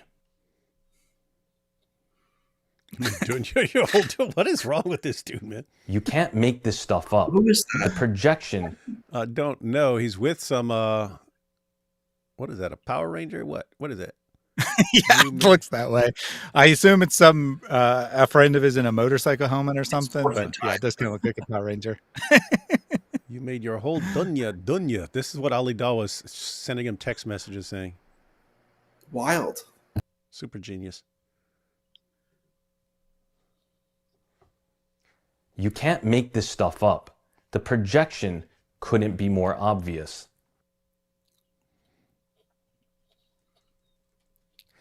As we all witnessed in the bombshell revelations from the HP Dawah WhatsApp group, Hashim wasn't just a passive observer. He played an active role in orchestrating the smear campaign against Sister Aisha. He even confirmed that Muhammad Hijab had a misyar marriage with her, the very thing Hijab tried to deny publicly. So there was no marriage, right? Misyar marriage. It became messiyar. And since then, Hashem has gone silent. Isn't that interesting? They knew it. Sitting there, oh, but he's being framed. They knew it. They knew what happened. Not a word. And then he laughs about it, right? He makes a joke and then he laughs about it. Because someone in the group didn't know. Like someone actually genuinely was like, is this a true story or not? Right. So there was no marriage. And he said, oh, yeah, there was. It was a Mishyar marriage. It's Mishyar marriage, but now Mishyar, ha ha ha ha ha, which means these guys, I mean, at least people who are paying attention, they knew it was true. And yet they all conspired to frame her as someone who's lying about all of this. Which means, in addition to knowing it was true, they all know Muhammad Hijab is lying because he's saying it never took place. And they don't care. They don't care that Muhammad Hijab is lying. They're fine with it. They're fine with him lying. And they're fine attacking a woman who's telling the truth. Why? Because if, according to Muhammad Hijab, almost all these guys are doing this, you don't want whistleblowers. You don't want people exposing this stuff, and then everyone starts exposing it, and then you're all exposed. You don't want that. So what do? You conspire to get rid of her and prop up the liar as your hero. Welcome to Dawah. Not a clarification, not even a hint of remorse for his role in this deception and cover-up. But despite his silence, the truth has a way of catching up. Recently, at Speaker's Corner, the very place where free speech and open debate are supposed to thrive, Hashem was confronted. Not by a scholar, not by an activist, but by a 16-year-old boy. Someone apparently known as Young Bob. Young Bob! Hashem, I now call you a scumbag because on a leaked WhatsApp group chat with 72 Dahi, you said, and I quote, you should make it on a video that Muhammad Hijab lied about not being about him.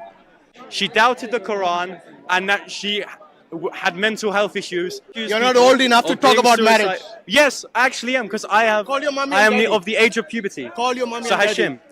Subhanallah. Rather than address the core issue, the lies, the accusations, the Mishyar marriage, the manipulation, Hashem deflects with condescension, dismissing the boy simply because of his age. And when that doesn't work, he runs, not metaphorically, but literally to the police. Excuse me, guys. Yes, go on. This guy's been harassing me. I told him I'm wrong. What'd you say? I said, you want to pause it for a second? Okay. The irony, right, of a Muslim saying, you're too young to talk about marriage. You're only 16. Yeah, 16. You're too young. So according, who is that? Hashem? Yeah, Hashem. So just to clarify, according to Hashem, 16 is too young to get married. Thaddeus, how are you not making a video out of that, man? Yeah, I mean, 16, too young to get married. All right, we heard it here, folks. You can't even talk. Condemns his prophet, right? You can't even talk about marriage at 16, according to Hashem from Speaker's Corner. You heard it here, folks. So whoever stands condemned by those words is condemned. All right, we're good. All right, funny. It's awesome. It's awesome having Young Bob in a Behind Veils video exposing all these guys. He's a treasure, isn't he? I think there's something interesting here. It's like these people don't want accountability. They're just like, well, I'm going to just try to get away with doing criminal things, and it's okay because, I'm just going to keep it. I'm going to do this. We were talking earlier about fraud, right? And it's like we're going to do affinity group fraud, where like we're in this group, we're going to cover for each other because we have an affinity to each other. So we'll just cover for everybody, and we'll kind of make it so that no one can kind of penetrate what's going on. So I mean, it's a lot of courage that these people are doing to kind of come out and say this is unacceptable what you're doing. And I actually appreciate that both of you are doing this. This needs to be done. It doesn't matter if they're Muslim, Christian, Jewish, Hindu, Buddhist, it doesn't matter. But if this is what's happening and people are doing, really shady, bad things, they need to be called out. And I think that it's right to do that. And it's very weird when people want to hide it. It really just, it kind of challenges the person's character when, people are just like, we're just going to hide this stuff. We're going to sweep it under the rug. We're not going to take accountability because we're promoting religion. Like, that's the argument. I'm like, then your whole religion just falls apart. Like, what is if you're not based on a good foundation, if you're not based in nobility and integrity, then what you're promoting doesn't have integrity or nobility. So it's disgusting, and it's really sad that he uses ageism. Oh, and I wanted to say one other thing. You know, it's funny. I think we're talking about Muslim Me Too. It's the Muslim Me Too movement. That's what we're doing here. Muslim Me Too movement. Yeah, there was you know, we have to trust women, right? Muslim Me Too. This was like probably 2016, 2017, but they started after the Me Too movement started. It was the mosque Me Too movement, but this was all women talking about being groped and sexually assaulted during the pilgrimage to Mecca. They said it's just like a free for all. You're sitting there walking around the Kaaba, and guys are just feeling you up left and right, and there's nothing you can do about it. So yeah, and now we have, I guess, part two. Part two is exposing the Dawah guys. But this is another situation. This whole situation with young Bob. Think about this. This is all this right here is 100% the result of Hijab's ego. He refused to let Sister Aisha just warn women about what's happening, and then all these guys who are part of the cover-up, they're getting called out. So how did we know about Hashim? We knew about it from behind veils. So young Bob watches the behind veils videos, sees what Hashim did, that Hashim knows that Hijab was lying. He knows it. And he's part of the plot to defend Hijab and attack Sister Aisha. And what happens? This all gets exposed. Behind Veils exposes this, and then young Bob ends up calling him out at Speaker's Corner, and Hashim has to run like a sniveling coward. Why? Hijab. This, guys, don't chain yourself to a sinking ship. It's a bad idea. All right, let's let Bob continue cooking here. Talk to you, and he keeps following me. Who said that? Hashim on our secret group chat in trying to hide the scandal of Muhammad Hijab. Yes, the same man who stands at Speaker's Corner every week lecturing others about Islam, morality, and truth couldn't handle being questioned by a teenager. Let that sink in. In a place known for fierce debates where heated discussions are common, Hashim ran to the police because someone asked him about his own words. And not just anyone, a 16-year-old. But wait a second, Hashim. Aren't many of these same police officers, by your logic and by your definition, considered kuffar? So why run to them now? Isn't it amazing how quickly these du'at abandon their bravado when their lies are exposed? Help me, kuffar! Help me, kuffar! There's a 16-year-old boy asking me questions. Help me, kuffar! What a freaking coward, man. Gosh. Yeah, Salman missed an opportunity there. He could have said they ran to the enemies of Islam, right? He ran to the enemies of Islam. Oh, Thaddeus, come on, man! You're coming up with these awesome ideas. That's another video. Everyone catch that? What was their main accusation against Sister Aisha that showed how evil she was? She tried coming to us for help, and we eventually did interview her. That's look how evil she is. She's running to the enemies of Islam. Who does Hashim run to when young Bob, a 16-year-old kid, is pestering him with questions? He runs to the kuffar, the enemies of Islam. You bunch of hypocrites. My goodness, here we go. Week, young Bob returned, undeterred, but what happened next was even more vile. This time, it wasn't just Hashim. His sidekick, Siraj, joined the circus, not to clarify the lies, not to speak the truth, but to shield his friend and hurl disgraceful insults in the process. And what you're about to witness next reveals the true nature of these so-called du'at. Hashim, do not speak to the audience, especially about women, because you abuse women. Let that sink in. A 16-year-old had the courage to say what so many grown men remain too cowardly to admit. He called out the elephant in the room, that when you're complicit in the abuse of a woman, you'll lose the moral authority to speak about them, especially in public. That's correct. You're abusing women. You're participating in cover up a scandal. Frame a woman A Muslim woman who's just trying to help other Muslim women not get taken advantage of by a bunch of sick, disgusting Dawah guys. And you guys sit there lecturing. You lose the right. You lose the right to lecture everyone else on morality. Audacity of Hashim to continue preaching while privately degrading and vilifying a Muslim sister is nothing short of outrageous. Hey, by the way, dog, come here. Yeah. Let's go. I remember we joined your line. This dog. Yeah, Hashim. Come, dog. Yeah, absolutely. Doggy, Is that how you treat women? I treat you, dog. Okay. Are you a dog? No. You're You're a dog, woman but Jesus abuser. says dog. Yeah, of course. Jesus But says you're a dog. woman abuser. You're a dog. Come By follow me. Islamic merits, you are a Guys, woman. this is my dog. He's Yes, following me. of course. This isn't just childish. It is vile. It is derogatory. It is repulsive. It is sickening. Faced with serious accusations about his role in covering up abuse, Hashim doesn't deny it. He doesn't explain his actions. He doesn't even defend himself. Instead, he devolves into animalistic mockery, shouting dog over and over like a playground bully who ran out of arguments and cannot defend himself. This is the intellectual bankruptcy of a man caught in his own filth, unable to climb out, so instead he barks. Our beloved Prophet ﷺ said, a believer is not one who taunts, nor one who curses, nor one who is indecent, nor one who is foul-mouthed. Hashim. Come follow me, dog. Come follow me, dog. Stop abusing women, Hashim. By the way, is he grooming you still? No.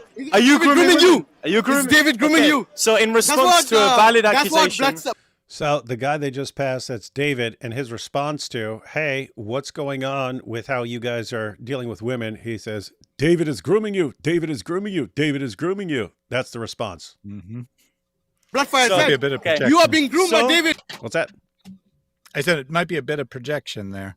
Right, that's the first thing he thinks of is he sees this teenage boy. Oh, and an look, there's older a teenage boy, man. and yeah, he's around someone else. So that person must be grooming him. It's the only explanation for why they're hanging out here at Speaker's Corner. And you, Eddie Davis grooming and you. by your own words, you are abusing Come, dog, women. come, follow me, Of dog. course. I am a dog. What's crazy, I mean, again, like, Mohammed Hijab has made it a complete nightmare for these guys to do Dawah. It's at Speaker's Corner now. You can't. Because why? Because it was like a Speaker's Corner group chat where they were planning all this stuff. So a bunch of these guys are involved, and now what are they doing? This is their life. They go to Speaker's Corner and they do Dawah, and now they get called out every time. Smart Hijab. And you're a Come, woman follow me, abuser. come, dog. What was that, Issa?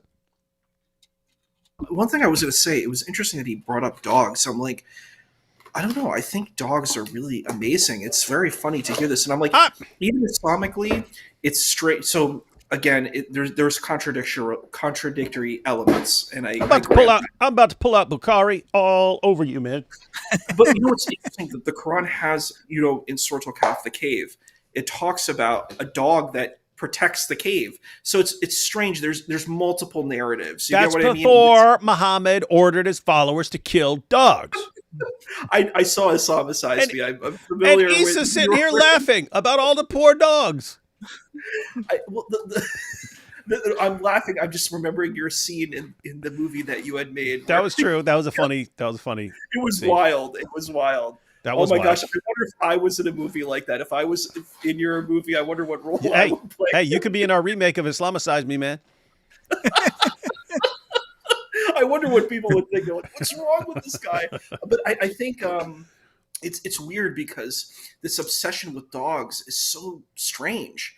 I mean, it's like it's complex because you have contradictory elements, and I think that's the issue with what Behind Veils is saying. There is a part of Islam that says exactly what it's saying, and then there's another part within the traditions that say something different, and we have to understand that there are elements that may contradict with each other. I'm like that is something that could arise, and I grant that.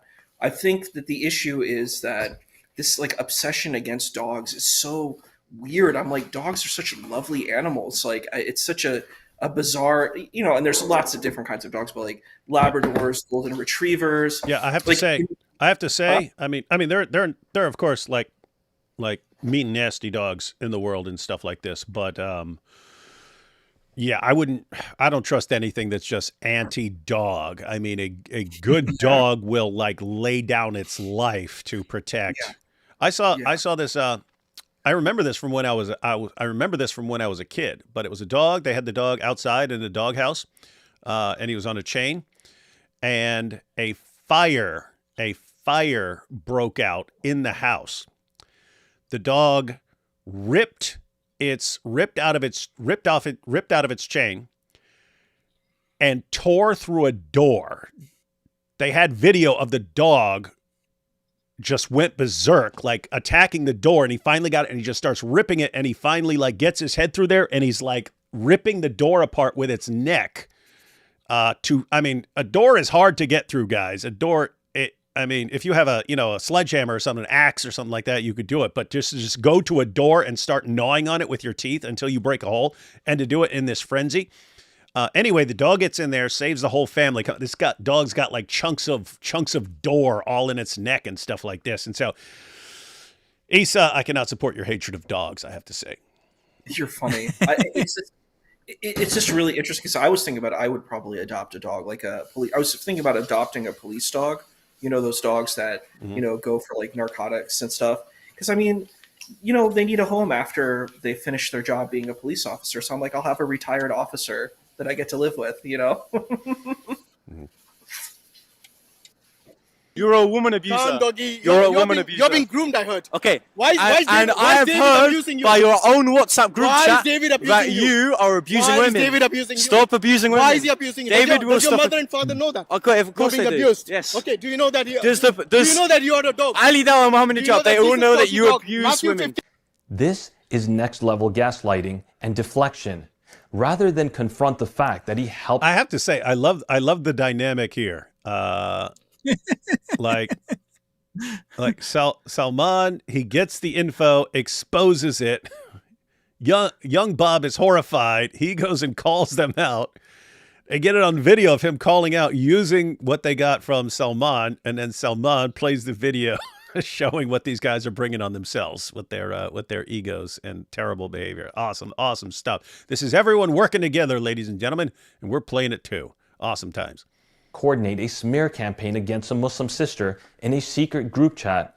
Hashim hurls wild accusations at a teenager, accusing him of being groomed, abused, and even projecting his own abusive behavior onto the boy. It's disgusting, it is cowardly, and it's a textbook example of psychological manipulation, shifting blame with baseless claims while avoiding the mountain of evidence stacked against him. Just a few seconds later, Siraj intervenes, trying to distract young Bob while Hashim tries to flee from accountability. The Listen, people who all abuse Christians women. abuse women. Okay, You born then outside harass them. wedlock. Why did you born outside wedlock? Wait, if you find me, Why did you born outside find me. wedlock? Your dad abused your mom. This dude, you see this?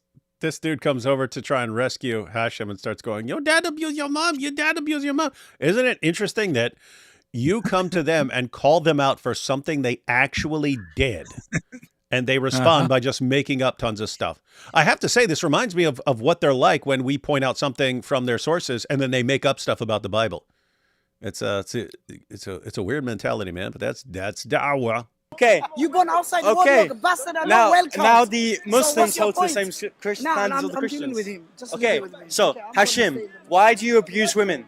This one. Answer the question. your dad abused We have your mother? screenshots of Why you your being an mother- admin and you being complicit By in the the way, are these abuse of Christian women. dogs? Yes, of course. So, Hashim, What? Were you raising your hand? Yeah, I didn't want to interrupt the Okay. video. Why is he bringing up his mom?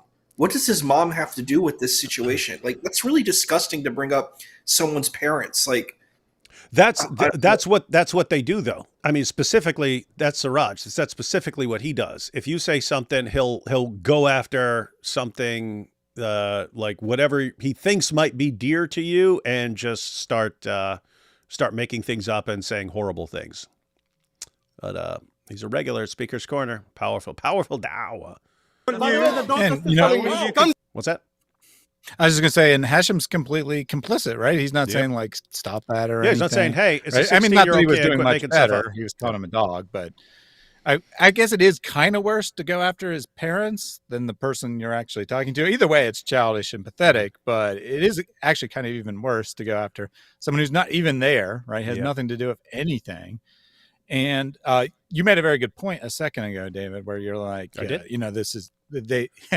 you may not have realized it, but you're saying like, you know, they project. They say you bring up a legitimate criticism of the Bible, and then they make something up about, or I mean, of the Quran, and then they make something up about the Bible. And I found that all of Muslim polemics, whether it's this kind of nonsense or it's, you know, arguments against Christianity, it's all projection. It's all intended to cover up a weakness in their own beliefs. Whatever they say, like, you know, they say, the Trinity is so confusing. And it's to cover up a deficiency in their own religion where their own doctrine of God doesn't make any sense. You ask a bunch of different Muslims, I mean, they'll all say he's one, right? He's absolutely one. But then you try to get them to explain what that actually means, and they have many different contradictory ideas, none of which are coherent. So all of their things are designed to cover up weaknesses in Islam. And that's why as soon as someone comes to them with criticism, the first thing they think of is something about sexuality, right? Often Muslims will come in the chat when I'm having a conversation with Mary, and they'll be like, your dad abused or raped your mom, Mary, or your dad raped you, Mary. And it's like, that's not the first thing I would think of as an insult, right? Like, I get they're upset. I don't get like they don't like what we're saying, but like, I would say you're stupid or something along those lines, something that's actually at least kind of relevant if I'm upset. I wouldn't be like immediately, your parents raped you. I mean, it's just really bizarre, but that's where their mind goes because that's how things are in the world they observe. And think about how it's always the same. It's always the same thing, right? Like, Sister Aisha, hey, if you're not letting me at least warn women, I'm going to expose you. Well, then we will expose you and we will make you look bad, right? Salman, hey guys, I'd like to help with this situation. You need to apologize. We can deal with this behind the scenes. And if you don't want to deal with it behind the scenes, I'm going to have to go public. Well, if you do, then we will expose you. We will expose you. And here you have young Bob calling them out for something. Oh, we will insult your mother. We'll call you a. It's always, if you're going to expose us for what we're actually doing, we are going to make you really uncomfortable by heaping insults and abuse on you. What does everyone have in common who's responding to this in this video right now have in common? Sister Aisha, she doesn't back down from it. Salman doesn't back down from it. Young Bob doesn't back down from it. And it's like, you have this method that will work with certain people. Now you're down to people that it doesn't work with. And what do? You're going to call the cops on them like a coward. Mm-hmm. Dogs follow me. Yes. My dogs can follow me. Yes. My dog, come here. Are you against? I'm asking you as a Muslim. Yes or no? Okay. Yes, of course. Yes. Okay. Why you're not against your dad? Why? Because your dad slept with your mom outside wedlock. No, she didn't. And it's haram. When did she? No, she didn't. Yes, you're a child of bastard. Prove it wrong. Show me. Show me. How am I supposed to prove that? Yes, because I know. Christians do not marry. No, Christians do not marry. We know this. Said Christians do not marry. For a fact, Christians, well, they my do parents marry aren't after Christian. They sleep together. Well, my parents aren't. Boyfriend and girlfriend, majority of them. And then they marry later. Yes. So in response, he born outside marriage. Oh, is he? So no. His dad Is it the milkman? Huh? His dad abused. No. Who's your daddy? Who's your daddy? Who's your daddy? Last time you said the guy is African. That is the gingerest ginger I've ever seen in my entire life. That is like if Pippi Longstocking was a dude. Mm-hmm. That makes me. But Hashem actually demonstrated how Dawah works there, right? So Siraj just makes something up out of nowhere, saying that Bob was born out of wedlock, and Hashem said, "Oh, that's definitely true," and then starts repeating it himself. Now, I mean, he probably doesn't necessarily really believe it, but it is very illustrative of how these things tend to go, right? Someone makes something up, and then everyone repeats it. Mm-hmm. Pardon? My dad is a wonderful man. He's a wonderful man. He's a wonderful man. Yeah, go away. No, I refuse. There's no need to push me. I'm not pushing. I'm trying to turn around. You clearly are. Now, look, Hashim, you can either be a man about these accusations, or you can cower behind other people. No, he's going to go with the second one. He's going to go with the second one. Talk about your dad. Okay, I will. No, talk about your dad from the camera. This is vile beyond comprehension. Yep. Siraj doesn't defend Hashem. He doesn't deny the leaked chat. He doesn't question the facts. Instead, he attacks young Bob, mocking his family, his parents, and his very birth by calling him a bastard.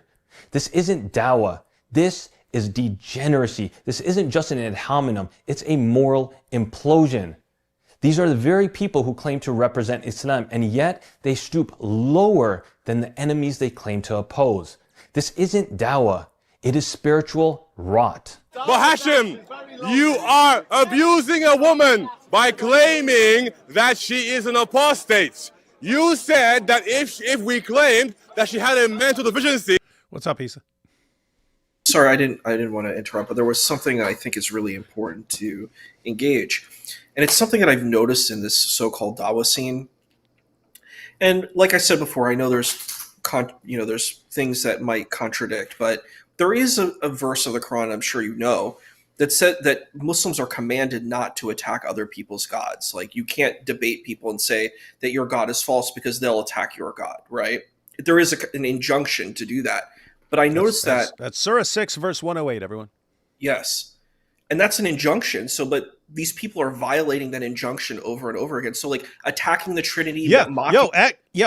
Actually, they are. Because when you bring up 6108, I'm thinking of situations where, because the actual background for 6108 is you had people in the Ummah who were making fun of the gods and goddesses of the polytheists. And the polytheists eventually said, well, we'll make fun of your God and your religion and your prophet too in return. And then the command came, well, if don't do that. Stop the insults. Stop the insults, because it's going to cause them to insult your religion in return. Now, we do see commentators and so on who say that, but if you have control, if you have power over them and they can't insult you in return, then it's fine to insult. But look at the situation that they're in right now. They're 100% in a situation where people have the ability to insult back, and they keep doing it anyway. So yeah, they are in complete, total violation of the Quran, and they don't even care. Wild. What? And I actually agree. Oh, sorry. Okay. I was going to say, I actually had a Muslim come into the a chat like a week ago, quoted that verse to tell me to shut up, and then I explained it and said, okay, you need to shut up, and then he started insulting my God. It was so weird. Was that he literally was that Muslim's name Issa perchance? No. Okay. I think it was Muhammad, but it might not have been.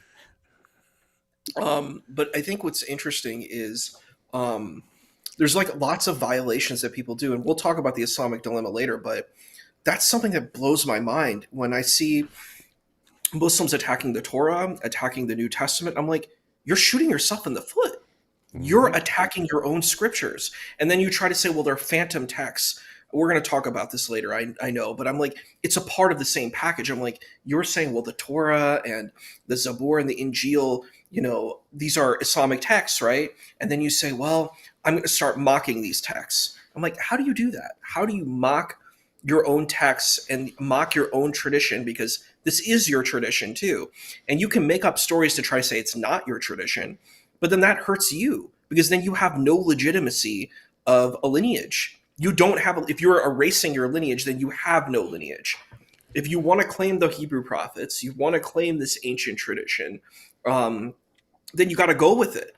And if you don't want to do that, then you don't have a foundation for your house. So that's a huge problem. We'll talk about that more. We'll unpack that more. But I'm like, it's all a part of the same package here of lots of problems with this so-called Dawah. And it's weird because this is kind of small scale right now, in that, I mean, think about it. I mean, young Bob wasn't like insulting God, or he was asking a person about why he was part of this plot to destroy the reputation of a Muslim woman, and they instantly start going, after his parents and your mom and you're a dog and stuff like that. But this is kind of like, this is like a micro scale in that it's, one person insulting another, but it's also true on a much bigger scale that these are the guys who are representing Islam on YouTube and so on, Muhammad Hijab, Ali Dawah, and it's causing massive, massive insults against Allah and Muhammad and the Quran and so on. And guess what? It's a big part of why I am the way I am now was the way these guys acted over all these years. I have to say, if the popular people in Islam were like Salman and Issa and people like that, I don't think you'd have anywhere near as much of these al-zut jokes. But it is what it is. So the zut jokes will continue, everyone. Then people might feel sorry for her. So instead, mark her as an enemy of Islam. But Hashim, here's the problem. What if that woman is harmed now because you've called her an enemy? What you're potentially doing is putting her life in danger. What will you do if a man... That's David talking. That's a really good point. It's you're calling her an ex-Muslim and an enemy of Islam. You are actually endangering this woman's life here. And you don't care. All to protect hijab from facing the consequences of his actions. And you're willing to, they didn't care if she was going to end her own life. They don't care if she gets killed as an apostate. They just don't care. They want to, that's a Muslim. That's how they treat her. Sick stuff. A woman goes up to her because they know who she is and they harm her because of what you said, Hashim. This is the moment where the mask is torn off. David calls it out directly. By branding a Muslim woman as an apostate, Hashim has endangered her life. We are no longer talking about petty insults or online drama. This is serious. This is the kind of rhetoric that leads to real-world violence. Just go look at the countless and vicious attacks against a sister as a result of how both Muhammad Hijab and Ani Dawah tried to portray her. Yeah, she had to move. As an enemy of Islam. And for what? To protect Muhammad Hijab from being exposed, from shielding the truth about his deception, his lies, and his engagement. I have to say, these Dawah guys, based on their behavior, these are the biggest bunch of idolaters on the planet. I mean, they're complete, utter, total idolaters. They will violate like rules in Islam. They'll try to get a Muslim woman killed. They'll do all of that out of their blind worship of someone like Muhammad Hijab. In blackmail, to silence a woman who dared to speak about abuse, about being tricked and deceived. This isn't just reckless, it is criminally irresponsible. And every second Hashim remains silent, it is a stain on his character and the Dawah he claims to uphold. It isn't just me, it isn't just Sister Aisha, it isn't anyone speaking up against corruption amongst our ranks that is harming the image of the Dawah. It is these class act clowns who cannot practice what they preach, all while there is a common question that is echoing in the minds of many Muslims and non-Muslims. Why do these so-called leaders, preachers, and imams remain silent despite the damning evidence? Let's just say, as you see many of them chasing fame and money, this has now become a rhetorical question. You want to pause real quick? Mm-hmm. You actually made a comment, maybe you remember it, maybe you don't, David, years ago when Ali Dawah was much smaller. And you said the moment Ali Dawah hits 1 million subscribers will be the greatest day in the anti-Dawah scene, because these clowns, whether it's Ali Dawah or Muhammad Hijab or, you know, the newer arrivals like Dean Responds, all they want to do is do this vile rhetoric, which definitely attracts some people, but it probably repulses a lot more people than it attracts. And they're the public face of Islam, right? Forget whether it bothers Muslims or not. They want to reach out to non-Muslims, right? And non-Muslims see this, and very few people are attracted to this, right? And what it does is creates this impression, right or wrong, and, you know, we don't need to debate which one it is, but it creates this impression, unquestionably, that Islam is this violent religion be strong, men dominate women, we do whatever we want to women, and we that's get them what they're projecting. We right? get them to communicate through a dry erase board. See how cool we are? Mm-hmm. Yep. Mm-hmm. And that's their public image of Dawah. And I know that's not what they wanted 20 years ago, right? They tried very, very hard, the people with the money and the power, they tried very hard to hand select the nicest people they could be to do outreach and have this particular image in the public. Islam's the religion of peace. We're just so friendly with everyone. And then the internet or YouTube came along specifically, gave other people the opportunity to, go around the power structures. And lo and behold, those people became the most popular. And now they're the face of Islam. They are literally the face of Islam in the public's eye. If you ask someone in the UK, right, they might say that Muhammad hijab is the most important Muslim in the world. Mm-hmm. And as a result of this, you got a shield. They're gonna live with this image, right? This is the image that they have given them, the community. Mm-hmm. And Salman wants to fight against that. Mm-hmm. And I understand why, right? Well, one, because he doesn't believe in it, but two, it's a terrible image. Mm-hmm. Muhammad hijab is leading more people out of Islam than anyone else. Yep. Thaddeus, you bring up something really interesting that I think we need to consider. One thing that I hear a lot, like sometimes I stream in, like I'm really busy, but sometimes, if I'm traveling, I check in like some of these debates, and I've listened to the debate, some of these debate channels where Christians are debating Muslims, and then they come, it's like a call-in show, and the Muslim will call in and will say, I'm not knowledgeable. And I'm like, then why are you coming on the show? Like, that sounds really unintelligent to begin with. I'm like, what is your purpose of coming here? Maybe you thought you were knowledgeable. And then they say, well, I'm not knowledgeable. I'm not a scholar, but then I'm going to tell you about Christianity.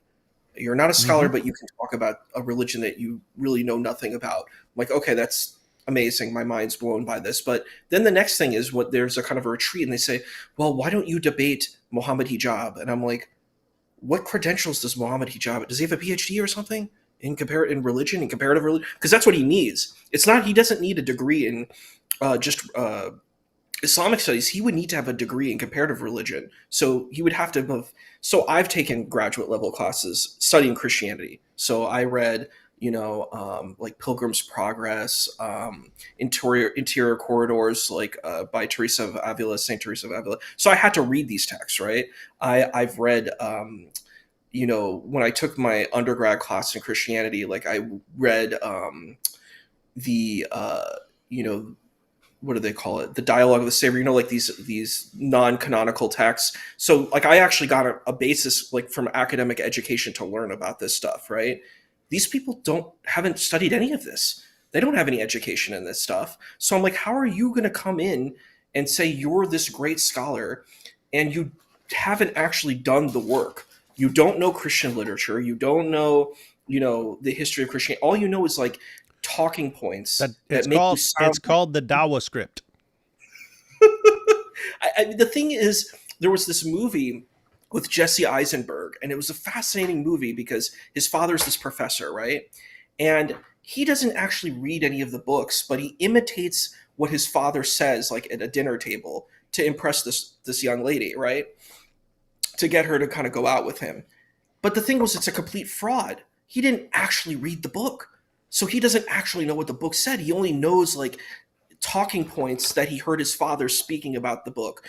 And that's kind of what I feel when I listen to these so-called da'is or dawagandists. I'm like, you don't actually know what the New Testament said. You've never probably read it. You know what I mean? You probably just read something on Google or Chat GPT, some AI, you don't actually know what these texts say, and you misrepresent the text. And it's really vile. It's a very vile thing. It's interesting. We did a review on Daniel Hakikachu's debate with it was a Hindu guy who I don't know if he was Advaita Vedanta, I forgot, but it was one of the debates. There's one called Heated Debates, and there was another one.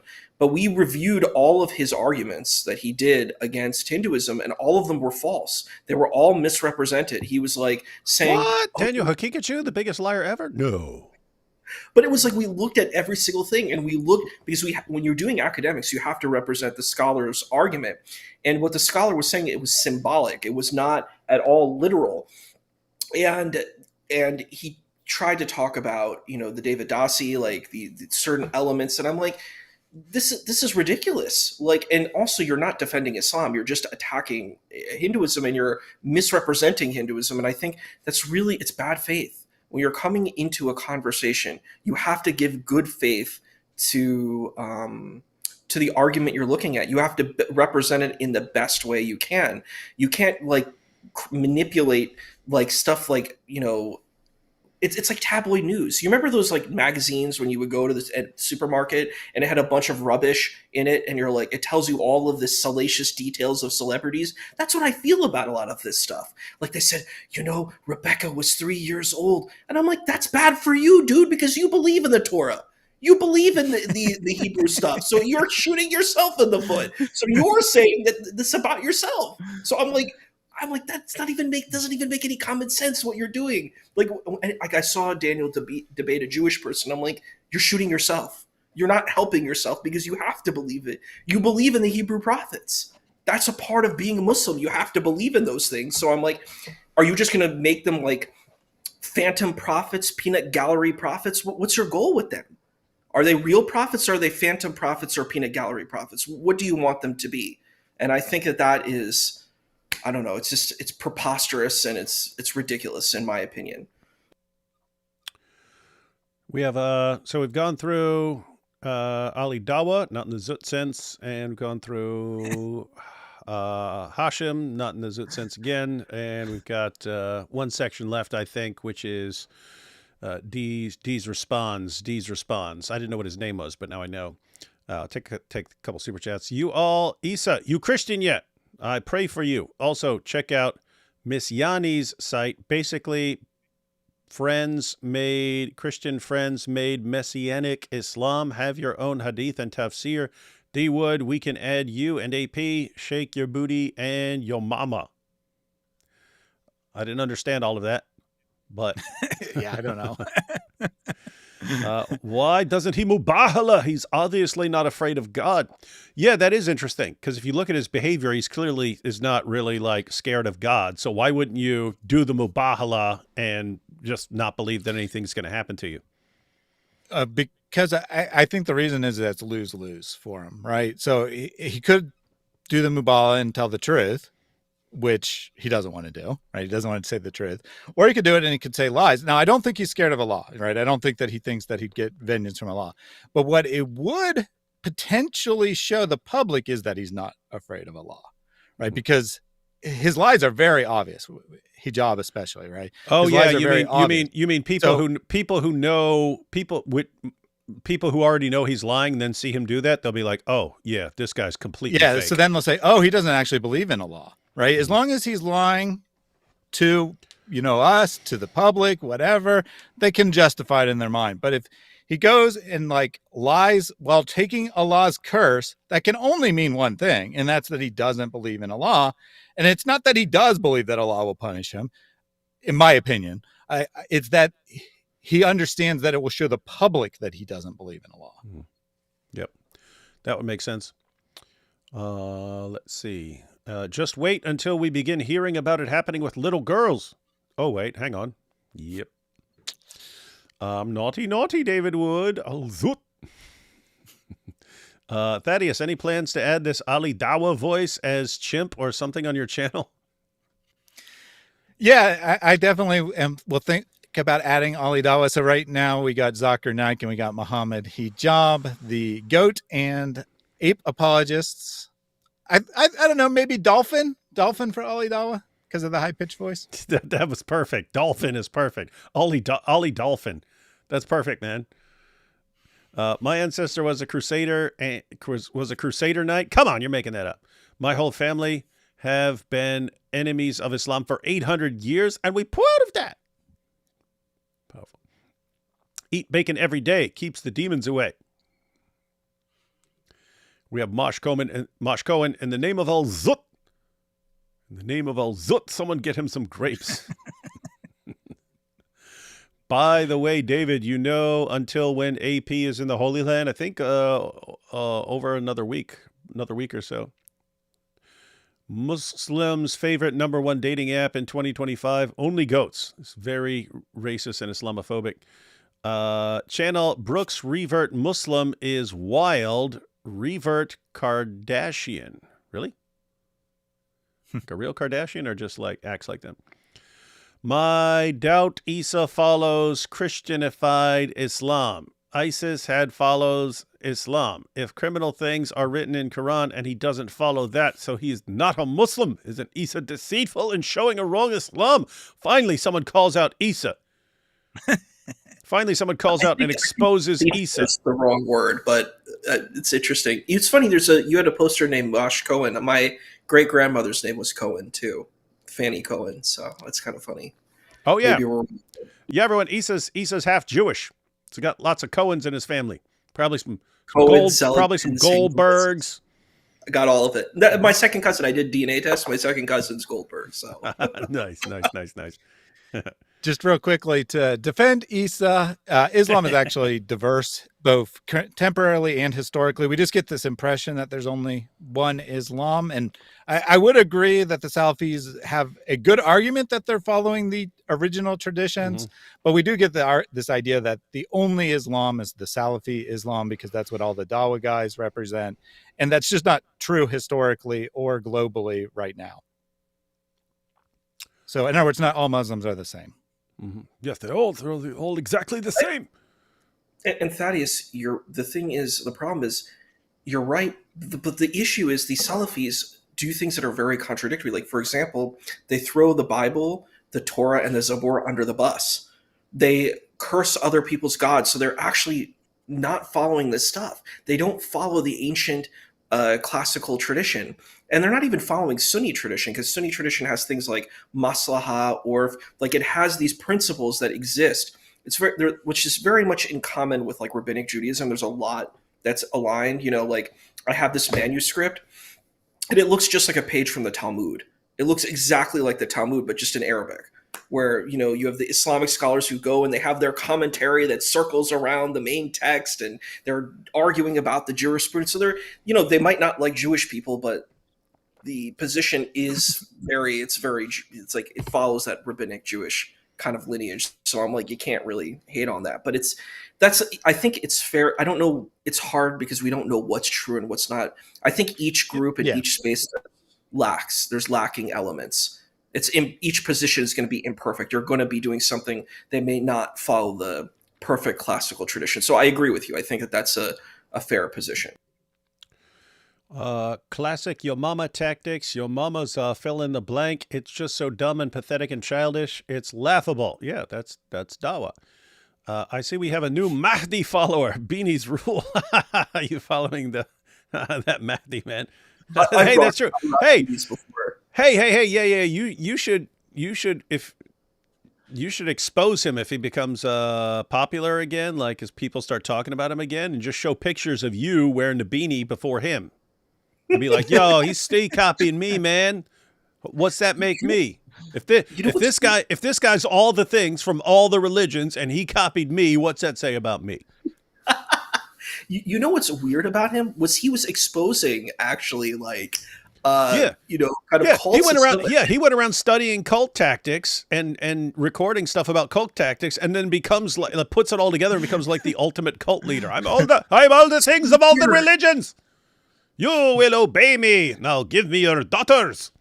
And all the women belong to you. Like, I'm sorry. When a guy says all the women belong to me, you're like, okay, this is fraudulent. When a guy starts saying all the women in the world belong to me, like, David Koresh did that. Yep. He's like, of course, all the women of the world belong to me. I am all the things of all the religions. It's so fraudulent. That there's a scam. It's a scam. Like Osho did. Remember Osho, the guru Osho? He was totally did that. But the people are what's MBS? I don't know what that is. Retarded. Is that Mohammed bin Salam from Saudi Arabia? The Crown Prince? Issa looks like, or good stand for something. Prince? Yeah. Thank you. Issa looks like the Crown Prince working at the call center. Unless it's a different MBS. And what happened to the medical doctor? Shalom from India. Zakir Naik? I don't know. Something happened to him?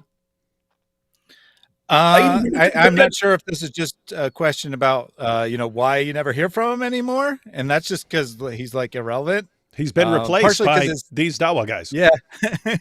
Partially because his social team is incompetent. They just repost the same videos all the time, and they've totally destroyed any viewership to where he gets like almost the same views as I get, which is Like he has 3-4 million subscribers and I have 30,000. I mean,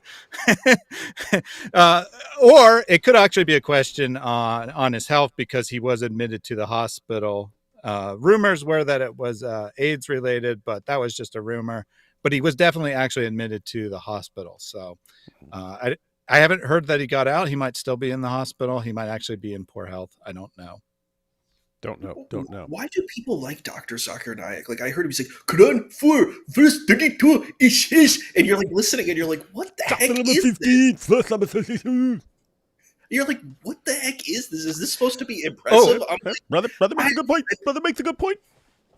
So that like, actually reminded me of what you said before we went through the super chats, Issa, where you said that they don't really know anything about the Bible and whatnot. There's actually a video where Zakir Naik is like talking to Muslims and like trying to train them on how to do Dawah.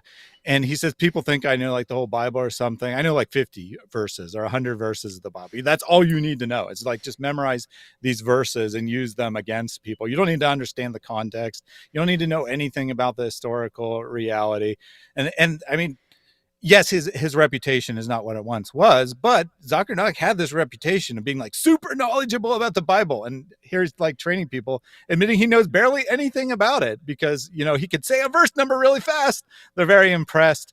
And it is all just about performance. Mm-hmm. And I think that the reason why people call into the shows and they say, well, when they say they don't have any knowledge, that is a defense mechanism, right? So that is so that they can get out of any question they're asked. Yeah, if you get cornered, hey, I don't know any better, so what are you going to... But the reason they actually have the confidence to call in is because they actually think they do know something about Christianity. This is one of the things that was very surprising to me, coming from a normal Christian background. And I was interested in apologetics, but I didn't really know much about Islam. And so, like, I always thought all the arguments apologists would make were like Christianity is true because, and thus Muslims would make arguments, Islam is true because, and that's generally not the case. Most of the arguments are, are you a Christian? Well, Christian is false because, okay, well, even if you prove that, there's still like thousands of other religions. That doesn't make Islam true. And I'm sure in India, right, all the arguments are focused on Hinduism. Right? Here's why Hinduism's false. Here's why Hinduism's false. Okay, you haven't proven Islam. And that's why they think they have so much confidence, is because they actually learned some small number of facts about Christianity, or what they think are facts anyway. They're really distortions and lies generally, but they learn a small number of things and they think that they're very knowledgeable. They think they have this great argument against Christianity. And then you're like, bro, that's not what we believe at all. And then they just can't go anywhere because that was where their confidence was, right? And I think that for many Muslims, their primary reason to be Muslim is not like they have some specific reason to be a Muslim. It's that since birth, they've been taught that Muslims are superior to non-Muslims, and they have some trivial reasons to believe that Christians are stupid or whatever, cultural dependent on what other religion, but some other religion is stupid. You're a Muslim. You're the best people. Alhamdulillah. Why would you consider anything else? And that's what, in my experience, that's what most people's confidence is. It's not based on any argument at all. They might give a couple arguments, but it's not really where their confidence. Their confidence is really, I'm a very good person because I'm a Muslim, and you're a very bad person because you're not a Muslim. So one thing I wanted to add to you, it's interesting for me. So I spent a lot of my life in academia. So going and learning. Yeah, and you studying. keep reminding us of that. Well, you're silly. The point of why I bring that up. So hang on, I'm naughty, I'm silly, what I'm cute. I'm gonna do a video compilation of everything I said. Issa describing me. The thing that I like the Christian apologists arguments a lot more than I like what I hear from the Islamic apologists. I'm just being transparent because it appeals to me as an academic, where I'm like, you're talking about academic sources, you're trying to engage texts, you're engaging scholars, and you're not cherry picking the scholar to fit your agenda. Like, you're actually trying to accurately represent the scholar. That's what I've seen so far. And what I've seen is, like, yes, attacking Christianity where you don't actually know what Christianity is. You're not really familiar with the text. And there's just one thing that doesn't work well for me is arrogance and hubris. So if you come in and you're loud, rude, and obnoxious, you're going to lose me very quickly. And I've seen this, like you had a conversation with a person who called himself Muslim Apex or something, and he was just very loud, rude, and obnoxious. And I'm like, Shocker. those are that's a trinity of unappealing to me. When I see someone coming and saying, "Yeah, I've cooked you. I'm so smart. What does the Bible say?" I'm like, do you think you're an intellectual? This is it's fraudulent. You know what I mean? Like, you know, those people who are like academics with their tweed jackets and their pipes and they're like, you know, really, really smart. And then you have this person who like fakes to be an academic. They're a fake academic and they come in. That's what I feel like. They're like these fake academics trying to pretend to be real academics, and they're not. And they just don't know this stuff at all. And like, I respect someone more like Dr. Shabir Ali. Like, you can tell that this is a person who has studied. I'm not saying he's perfect, but like, you can tell that this is a person that would be adequate for doing this type of space. But like someone like Muhammad Ijab, I'm like, being loud, rude, and condescending. I don't know if you're like a normal human being, and I don't know what normal is anymore, but I guess like what I hope a normal human being is, you would be like, this is appalling. He's acting like a beast. This is bestial. This is not human. This is what a beast does. This is bestiality. So I'm just like, it's obnoxious, it's loud, it's rude, and it's hard. Like, every time I'm trying to hear the Muslim debater, I'm like, are they going to come in a good way? And then I listen, and I'm like, okay, let's see. I'm going to brace myself and hope that it's going to be an interesting conversation, and they're going to have humility, they're going to have integrity, they're going to have honor, and they're just going to come to the conversation well. Every single time I'm disappointed. I come in and I'm like, this is disappointing. This is disappointing. This is disappointing. It's like a litany of disappointment. And I don't know what to say about that, you know? Jack Ray says, Issa Qui-Gon Beanie opposes Darth Beanie, waiting for a David Wood correction for mismatching Star Wars lore. How would that be mismatching? Because you got... So the joke there is that's Issa versus that weird fake Mahdi guy, and they both have beanies. That's the Star Wars lore is perfect there. Mm-hmm. I watched. I was never really into Star Wars, but I'd watch them if someone was like, "Hey, let's go watch the Star Wars movie." But I watched that second one, Attack of the Clones with Nabeel. And he was nerd enough to stand up applauding when Yoda started fighting with the lightsaber, and he jumps up in the theater and starts clapping over his head. I'm like, dude, come on, you look like an idiot. Anyway, I saw that in the theater too. Actually, I saw Attack of the Clones also. I remember the part where he's like, "It's sand.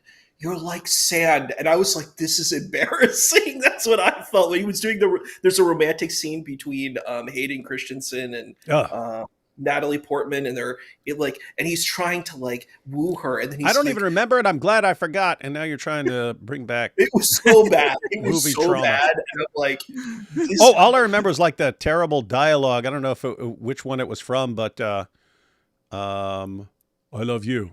I love you more, only because you're beautiful. Only because, and I was like, it sounds like a 7-year-old wrote the dialogue. It's terrible dialogue. The prequels have some terrible dialogue. My favorite thing from all the prequels was the fight scene of the end of Phantom Menace, because the guy was a real martial artist, and they did really good choreography.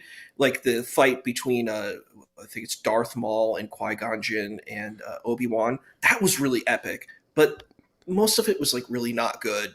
Just being honest. My ancestor was first Earl of Balcarres, a famous crusader. He was given a title and estate by King Richard Lionheart. Good folks.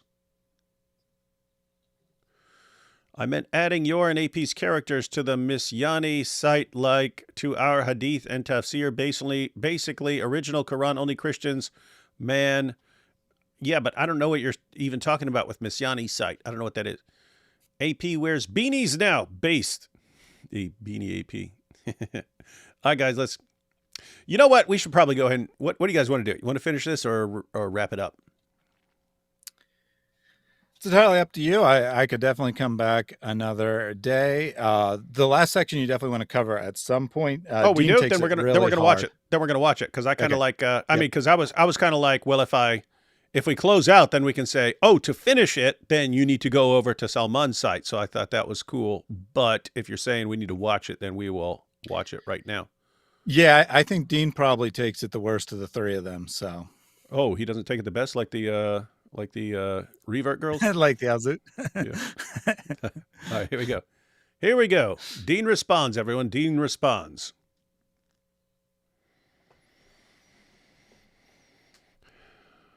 In response to a flood of backlash and criticism by viewers, Mohammed Murad, that's Dean Responds, has hidden the video attacking Salman. It is no longer published on his YouTube channel. Dean Responds. Wow, took it down. Naughty, naughty. Yeah, I mean, none of the other guys took it. Like Ali Dawah, especially his one attacking Salman, it was like almost universally negative, and he left it up. Dean took it down, though. Which is very interesting because Dean also made a public post. I don't know. I didn't check whether he took that down as well, but I suspect he didn't, attacking me personally. And it was related to his little response video there because I reacted to his response video. So very interesting that he's now embarrassed by the stuff that he previously attacked me for saying he was stupid on. Yeah. Just saying. Hey, Dee's Response, you're doing a bang-up job, man. You're going to have a long, long, long career in Dawah, buddy. Just like his deceptive Dawah buddies, Muhammad Hijab and Ali Dawah, who were both caught lying, Murad has sought retreat and receded into the shadows after exposing and making a fool of himself. That's what you by get. the way, I will say that he had to do that video twice, so he did it as a live stream, and he accidentally. So his genius plan was to go into the group chat and show his own messages, and as a result, he doxed everyone who was in the group chat. Thank you. Dee's Response. He did it as a live stream. He realized it immediately. He took it down. As far as I know, that no one got a copy of it, but then he had to redo the whole thing. So what he had public was actually his second attempt to explain his argument. And it was still horribly stupid. He would just in terms of quality, like at times he'd be completely silent for a minute or 2 minutes because he's like, oh crap, I forgot to edit out someone's phone number. Hold on, everyone. Well, I go edit that out. These guys are all tactical geniuses, man. Tactical geniuses, every last one of them. Let's talk about Mohammed Murad from Dean Responds, the self-declared unbiased referee who just entered the ring swinging wildly, trying to protect his Dawah bros, all while pretending he's not even in the fight. But Murad, you made a whole video about me. You brought my name into this, so now you've got my attention. And now we'll see if you end up running away and going into hiding like your HP Dawah buddies, Muhammad Hijab, Ali Dawah, and even Hashim. Guys, I'm not looking to defend Brother Muhammad Hijab. I condemn anything haram that occurred on either side. So whether it be Muhammad Hijab, whether it be this individual, whether it be the person that claims to be Muslim. This is the oldest trick in the Dawah Bros playbook. Act neutral, say, I condemn both sides, then spend the entire video attacking the victim and defending your friend. You just said you're not here to defend hijab, but then you literally say, what I'm saying is someone that is mentally ill, if not an enemy of Islam. And in both cases, I will support Muhammad Hijab against this person. So let's get this straight. You support him no matter what because she might be sick or she might be a disbeliever based on your own wild and baseless assessment? That's not neutrality. That's blind loyalty. And your own audience saw right through it. You are coping hard. Attacking Salman now, deflecting from all the dirt on Hijab and Ali. Nice. What I'm hearing here is blatant favoritism. How disgraceful that you and your group would stand by someone solely because you know him. Our faith does not condone such behavior. It demands equality and justice. Allah will hold you accountable for every action you've taken against others. Oh, dang. These are Muslims calling him out. Mm-hmm. Good job, Deez Responds. The Prophet, peace be upon him, said, beware of suspicion, for suspicion is the worst of false tales. Do not spy. Do not envy one another. Do not harbor hatred. And do not sever ties.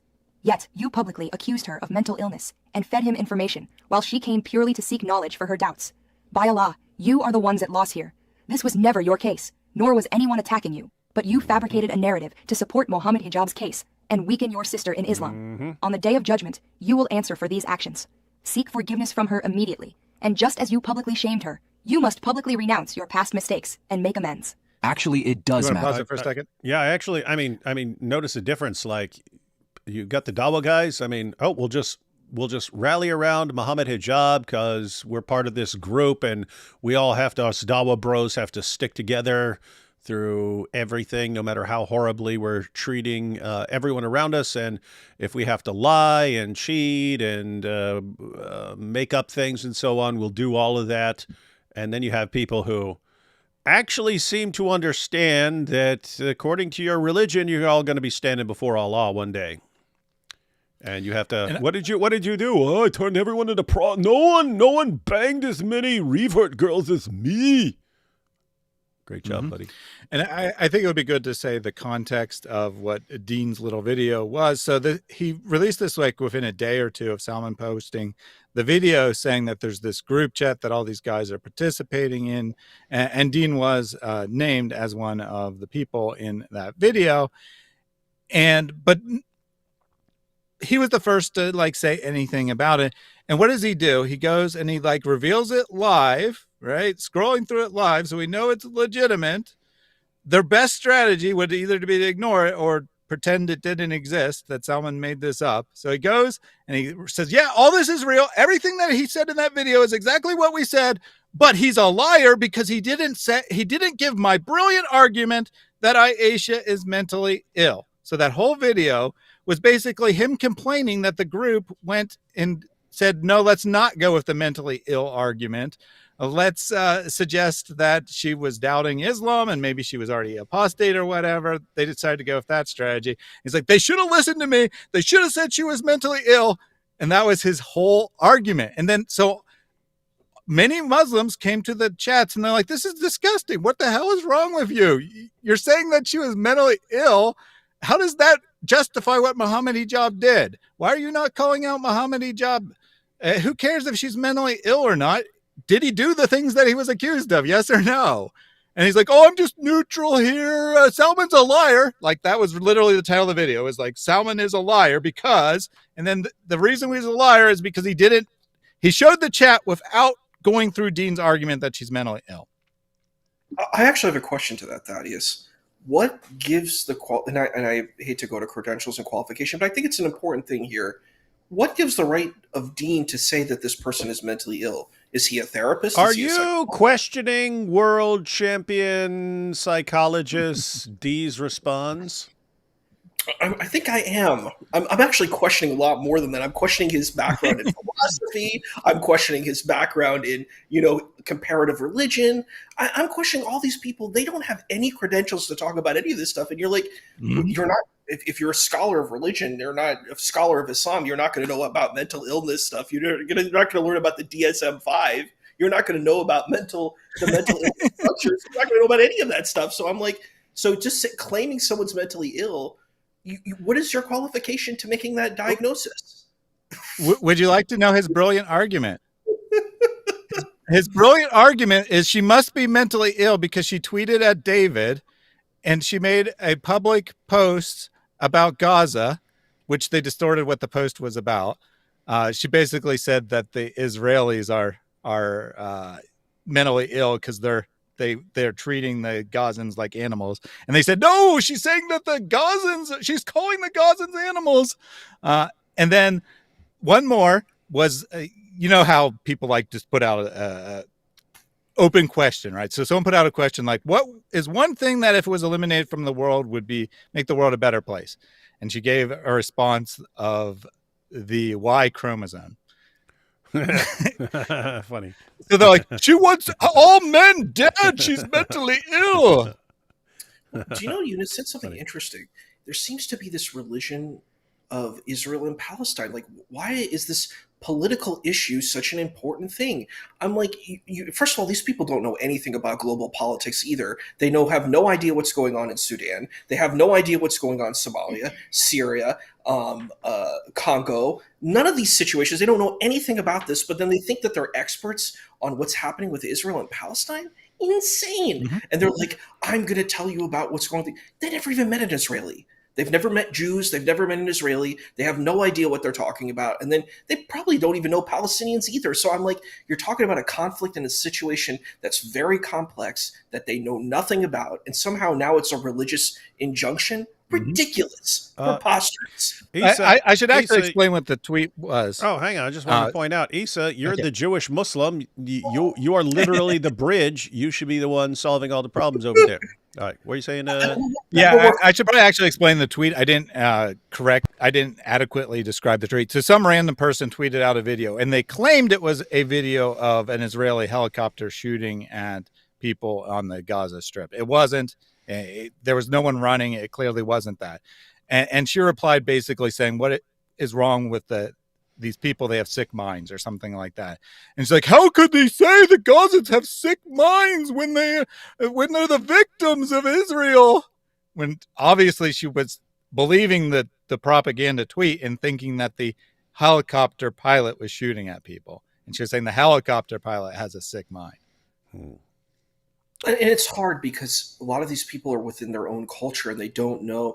Like, it's weird. Like for example, I hear people complaining about European supremacy and saying, look at white supremacy. All these evil white people went and took over the world. You can say, yes, people of European ancestry did something. Are you going to talk about Arab supremacy too? Like, I'm very much team accountable. If you're going to talk about transatlantic slave trade, then you have to talk about the East African slave trade. You've got to be equal. You've got to be fair.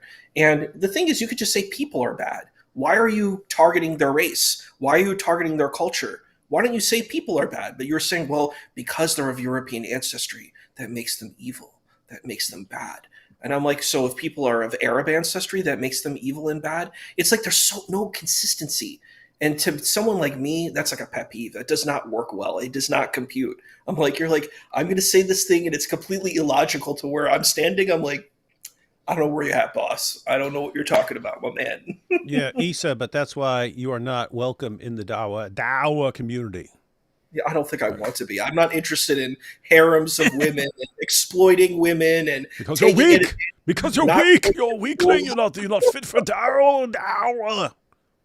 Not going to school, not condemning other people's religions. Yeah, I don't think I would fit very well in that place. I'm like, they're going to lecture me. Like, I've had conversations about interfaith, particularly about Christianity, and people try to lecture me about it, and I'm like, yeah, you're not right. This is my big problem. You're like, I'm going to use Western scholarship or modern scholarship. I don't really like the word West, but we can use it for this context. But modern scholarship, academic scholarship, and I'm going to critique Christianity. I'm going to critique Judaism. And I said, what about? Are you willing to use modern academic scholarship against Islam? Are you going to be consistent? No, because there are scholars. There's plenty of scholars who critique the linguistic inerrancy of Arabic. There are scholars who critique the Hadith collections. There are scholars who critique all of this stuff. And anybody who's an academic worth their salt is going to be like, yeah, there's vulnerability. But then you're like, no, I'm going to repeat all my Islamic sciences, but I'm going to use modern scholarship to attack your religion. I'm like, you're such a fraud. You're disingenuous and you're a fraud. I don't want to hear what you say. All I'm hearing with everything you say is this is why I'm not fit for Dawah. That's what I'm hearing every single step of the way. That's why you're not welcome. You're not welcome in the Dawah community. All right, let's check out these comments here about. They're not responding because they got caught with their pants down. They not in a zoot sense. Know very well they can't find ways around the clear-cut evidences presented against them. All those defensive statements made by the other Dawah bros in favor of Muhammad Hijab and Ali Dawah are emotional, not factual. Dean responds, how much did Muhammad Hijab and Ali Dawah pay you to defend the wrong? May Allah curse you. You're pathetic. That's the thing. You don't have to pay him to do that. If he's part of the group, he will want to demonstrate his worth to the group by the bigger defender of Muhammad Hijab you are, the more valuable you're going to be to the group, and the more these guys will have your back and promote you. So it's just, I mean, he's new compared to a lot of the guys, and so he's jumping in there. Hey guys, I'll defend Muhammad Hijab. I'll be the best defender of Muhammad Hijab ever, the best one in the whole world. Now support my channel. Tell everyone to subscribe to me. He doesn't come near any important points about how Muhammad Hijab and Ali Dawah continuously lied, even when he knew all along they were being deceitful. He just scoured the internet for a big nothing burger to defend that wolf in sheep's clothing. They're all a joke.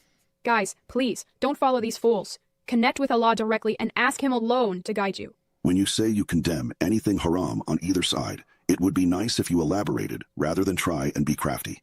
Both Ali Dawah and Muhammad Hijab have done so much haram in all of this. That's true. And all Salman has done is expose this and their hypocrisy. True. You are trying to cleverly keep yourself clear while not falling out with your masters. Let's be frank. Yeah, think about that right there. So Ali Dawah and Muhammad Hijab did all sorts of screwed up, messed up things. And who are the enemies? Aisha, for trying to put an end to what they're doing to Muslim women, and Salman for helping Aisha to expose this stuff. So, and Asdi's responds, hey, who are the bad guys here? Oh, the ones who are trying to expose all this evil. They're the bad people. The bad people are the ones who expose all the evil. The good people are the ones who do all the evil, and the bad people are the ones who expose all the evil. This is dysfunctional, man. Next, let's take a look at Murad's assessment and supposedly definitive assertion regarding the sister. I sufficiently proved that she is mentally ill. And this is the case that I was making, that she's mentally ill. And this was what I was saying in the WhatsApp group. And if anyone says she's not mentally ill after seeing what I presented on the WhatsApp group, then you got to be mentally ill yourself. Like, seriously. You're not a doctor. You're not a licensed psychologist. But you're casually declaring someone mentally unfit because she reached out for help, not because of a diagnosis, not from a medical record, but because she questioned the Quran in a moment of crisis, especially as she witnessed the hypocrisy and the cover-ups by the same scholars that preach from the minbar about justice. Murad, mental illness in Islam is not a slur, but you weaponized it. There's a clear bias in the way this... It is crazy. It's like, okay, if she's mentally ill, you guys are all attacking and trying to destroy a mentally ill person. What's that make you? It makes you even more evil than we already think you are. Great job, guys. Boy, you're doing it. Tactical geniuses. I said it 1,000 times. Let's what Salman's not very explicit, but Dean's primary argument, and I just said all of his arguments, but his primary argument is actually that she tried to contact you and Abdullah Samir. Yeah, that's his primary give her argument. a medal she for must that. be mentally ill if she tried to contact David. That doesn't make her mentally ill. That makes her really, really, really smart. I know, but that's his primary evidence that after she's more than a year of trying to get mentally, she's obviously mentally ill because she's so smart. After more than a year of trying to get help in our own community, and after Ali Dawah spiked the interview after the fact and refused to talk to her, by the way, he made one of his goons talk to her. He refused to talk to her directly. After all that, then in desperation, she reached out to you with a public tweet, and that proves she's mentally ill. Yeah. Because after a year of being ignored by everyone in the Dawah community, she reached out to someone else for help. Yeah, and everyone think about what there's a reason there. There's a reason. It's she tries getting Muslims to help her. She tried getting various sheikhs. She goes around to various sheikhs. Everyone is terrified of Muhammad Hijab. Why? Because if you cross him, and he's gonna destroy your entire career, and he has a way bigger following than you. So everyone just says, no, we can't help. Sorry, even if they know she's right, we can't help you. What are you supposed to do at that point? You find some people who aren't scared of hijab in these guys. Well, guess what? That's us, right? So, and she eventually finds Salman, who's not scared of him either. But I mean, she went around to a bunch of people. I can't find anyone who's not scared of Muhammad Hijab. Let me go to some of the guys who definitely aren't scared of Muhammad Hijab. And so that means she's mentally ill. Interesting. All right, let's read this big comment here. Situation is being handled. The woman is being dismissed and labeled mentally ill simply because she has ADHD, which doesn't impair her ability to think clearly or speak truthfully. That's both reckless and unfair. Meanwhile, Muhammad Hijab is being indirectly defended, even after publicly denying a marriage that, by multiple accounts including hers, did take place. When she went to Sheikh Tarana, a respected Muslim, he confirmed the marriage. In response, Hijab allegedly threatened and attempted to blackmail him. When prominent figures are protected at the expense of vulnerable individuals, especially women, it sends a dangerous message. This woman was pushed to question the conduct of Muslims due to how she was treated, dismissed, gaslit, and betrayed by the very people she turned to for help. This is exactly why you don't dismiss someone's claims or attack their character just because you're friends with the accused. That kind of response is unacceptable. We should be more outraged by the abuse and the cover-up than by the fact that someone, in this case Salman, chose to speak out. And if anyone says she's not mentally ill after seeing what I presented on the WhatsApp group, then you got to be mentally ill yourself. Don't insult your listeners with such rubbish. Even if we accept the premise that she is mentally ill, it makes what happened to her even worse, because she was taken advantage of, knowing her vulnerability. You defending Muhammad Hijab and trying to smear her is completely messed up. Repent to Allah. Can I say I am a medical doctor? I am qualified to judge mental Soccer illness. night. You are not. The way you are attacking the sister is sick. If it was your own sister or daughter, you would not be speaking this way. She was pushed to the verge of apostasy and had severe doubts when your friend religiously manipulated her for sex. Do you not see how traumatizing that might be for someone? Especially if you looked up to someone and saw them as a righteous believer. Then they lie, use and abuse you. Thank Allah she did not leave the religion. She is only human. You are trying to defend the indefensible. Rather than side with a Muslim sister who has been wronged, you attack her. Wallahi, this is sick. It's pretty sick, all I right. want to circle back to what you just mentioned, Murad. I sufficiently proved that she is mentally ill. I sufficiently proved that she is mentally ill because I said she went to David Wood, that mentally ill. Now, I want to remind you with how you responded to Hashim, all while you were trying to make a case that she's mentally ill. Make a second video on new channel with more evidence that we have given and make a case she's mentally ill. Mental illness will work in her favor as it'll show Muhammad Hijab took advantage of her vulnerability. That's what all of us are thinking every time you say she's mentally ill, she's mentally ill, she's mentally ill. And who's that on the bottom? Is that Hashim, Thaddeus? Yeah, that's Hashim. And he ultimately won out. They did focus on her supposed apostasy as opposed to her supposed mental illness. But Dean was upset. He's like, I had the better plan, guys. Yep. So Dean, I'm more of a tactical genius than all of you other tactical geniuses, so I will show that she's mentally ill, and you all see that I had the best approach, which is why I had to take it down, because I'm an idiot. Hijab isn't a doctor to do a diagnosis. Hijab isn't a doctor to do a diagnosis. Hijab isn't a doctor to do a diagnosis. But somehow you magically are.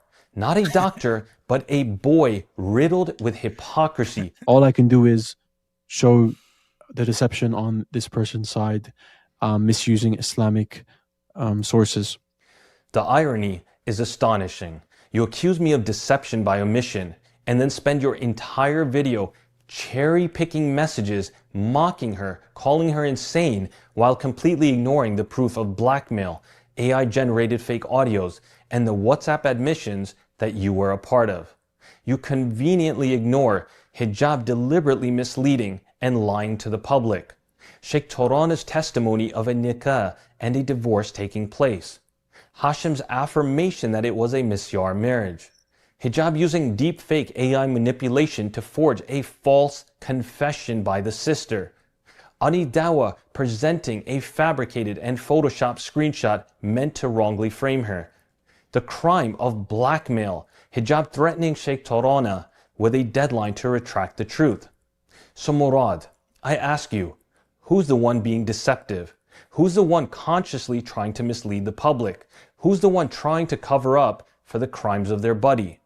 If you haven't already realized from all the comments in your own video of people criticizing and attacking you, well, allow me to tell you bluntly, the people watching and witnessing everything unfold, they're not stupid.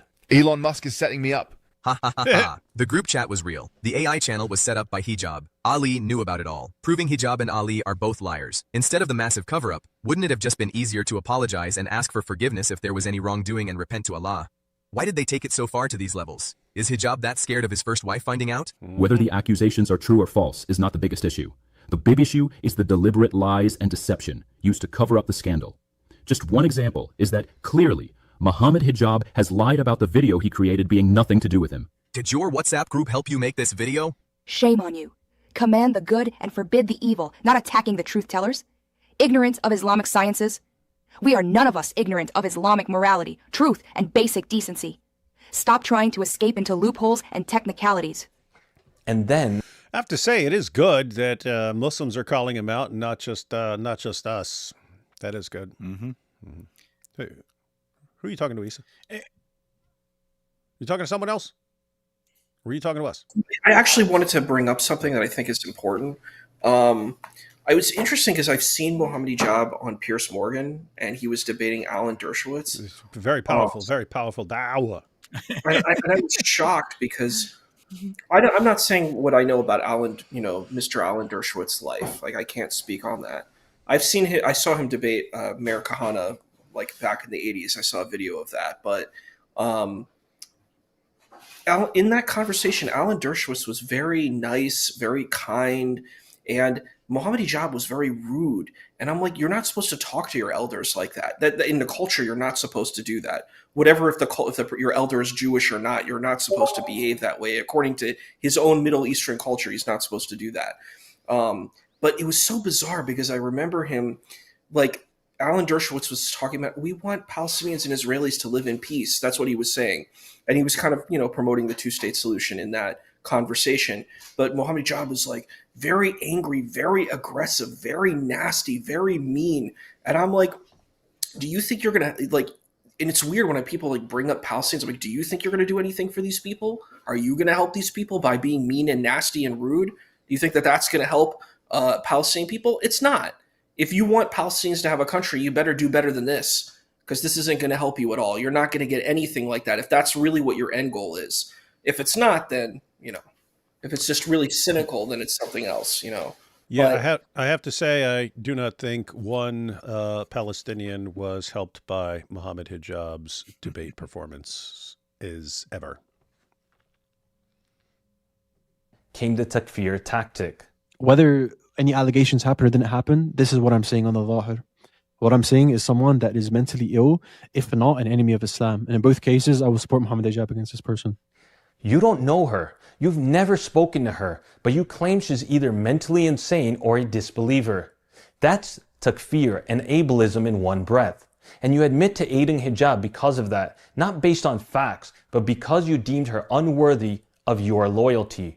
No court, no testimony, no mercy. And your own followers called it out. Mohammed Hijab played all you boys like fiddle, You darn right he did. religiously belittled her, kicked her out of faith, then turned being enemy of Mohammed Hijab is enemy of Islam. Sick and pathetic. You think this is over? No, Murad. Yeah, I mean, here, Mohammed Hijab treated you like a prostitute. If you call him out, you're an enemy of Islam and an apostate. Awesome, guys. And notice that his friends took all the fall for him, right? Hijab hasn't, he technically released a response, but it wasn't in his own name. But he had his friends respond in their own name, and they took a ton of heat. And maybe they don't care. I have no idea. But Murad, Dean Responds, took a ton of heat, and he had to take the video down, right? Because he doesn't have a very big audience. So for him to get all those negative comments was probably quite overwhelming to him. Ali Dawah took a ton of heat. Hashim is taking heat at Speaker's Corner. Where's Hijab? Where's the heat he's taking? All his friends are dying on their swords for him, and Hijab's just sitting there laughing. Ha ha ha! You guys are taking the fall, and I'm getting away with it. And that's what he expects of them, right? It's yeah. I mean, so look at how many of these dudes. Again, I mean, guys at Speaker's Corner are never going to live this down. They're never just going to be able to normally give dawah again, because people are going to constantly be calling them out. You got the YouTubers, people are calling them out, all because of hijab. And I mean, do you think he's like going around, guys, I'm so sorry. I screwed everything up for you. Just for myself. I'm sorry. No, doesn't care. That's your job. The universe revolves around him. He's a narcissist. Mm-hmm. The next domino. You stepped into this fire trying to play loyalist to a Dawah cartel of deceit. And now you're going to be held accountable for your part in mocking a victim, undermining the truth, and trying to spin the narrative to protect your clique. You had no problem aiding hijab in tarnishing this sister's character, even if it drove her to the brink. As one person said, embarrassing and Ebe. May Allah hold you all accountable for what you did to this woman and mother. I don't blame her for seeking help from outside the community. May Allah aid her and protect her. You see how the community Suleiman's giving the lot of you a right old spanking, isn't he? What's the punishment in Islam for someone who says, Wallahi, before lying through their teeth? And is there a punishment for those who back them up in their blasphemous lie? Looks like there are at the very least 70+ alleged Muslims who fear hijab more than their God. Dang. What an absolutely pathetic attempt They fear hijab more than their God. at damage control. May Allah hold you all accountable. All 75 of you fools. I'm a qualified psychologist with a master's in psychology and in applied Islamic psych. ADHD is not mental illness. This woman is not mentally ill. Your friend Muhammad Hijab behaves in more neurotic and strange ways that can be seen as actual mental disturbance. That's true. Like, if hijab were to sit down with a psychologist, I guarantee he would be diagnosed with narcissistic personality disorder, which is a serious problem. Why? We're going to want the entire world revolving around you, and you are going to do massive damage all for yourself, which is exactly what he's doing. And they're pointing, oh, but she's got ADHD and will need to take Adderall or something. Bunch of idiots, man. The manner in which he plotted. What's that? The weird thing is, even if it's true, so what? Mm-hmm. It's like what Thaddeus said before. Like, if you attack Christianity in a debate, that doesn't prove Islam is true. So let's say she does have mental health issues. Why does anything she saying false? Like, these people don't know that there's different kinds of mental health issues. Yeah. They're Oh, yeah. assuming. Yeah. Seriously, it's like ADHD. Okay, so you're hyper and things like that. You can have problems concentrating on certain things. It doesn't mean you're a liar. Doesn't mean you can't be trusted. Doesn't mean you can't remember information accurately and report the facts accurately. Right? There are disorders like that. Like, if you're a psychopath, then don't trust that guy. Narcissist, don't trust that guy. There are all kinds of people you wouldn't want to trust because of their mental illness. If someone's like schizophrenic, you might think, okay, well, I need to make sure that this person is in touch with reality and what they're saying or something like that. ADHD, and then it's, oh, she's got a mental illness, so you can't trust her. What does having ADHD have to do with not being trustworthy? These guys are bad, man. This is bad stuff. The way he gaslit the sister and got her to believe him points to his cunning sociopathy. Give it a rest. Hey, why are you? He's not a he's not a sociopath or psychopath. Don't be giving us a bad name. He's a narcissist. Narcissist. You defending against accusations that were never made against you. Solomon did not say that you dishonestly claimed that she was ill. He said, and we heard, you conspired to smear her using her mental health issue. Mm-hmm. Funny thing is that you are playing a game straight out of the Ali drama playbook. Wallahi, I didn't blackmail Sheikh Tarone. Of all the people you decided to cozy up to and become a minion for, you chose the worst option. The liars and fabricators are who you went to bat for, whether for clout or channel growth or what. You're clearly deleting comments. This is Haram and Ebe. Muhammad Hijab had embarrassed us in the face of the world. Darn right. He did such a heinous thing. Now, more and more people are slandering our prophet and deen. That's true. I have never been so frustrated. This is a true testimony that most Dawah men are just Epstein's folks. Wow. May Allah hold you all accountable. Wow. Comparing it to like Epstein with all the girls and running this big ring and so on. They're saying that's like Dawah. That's what Dawah is. Wow.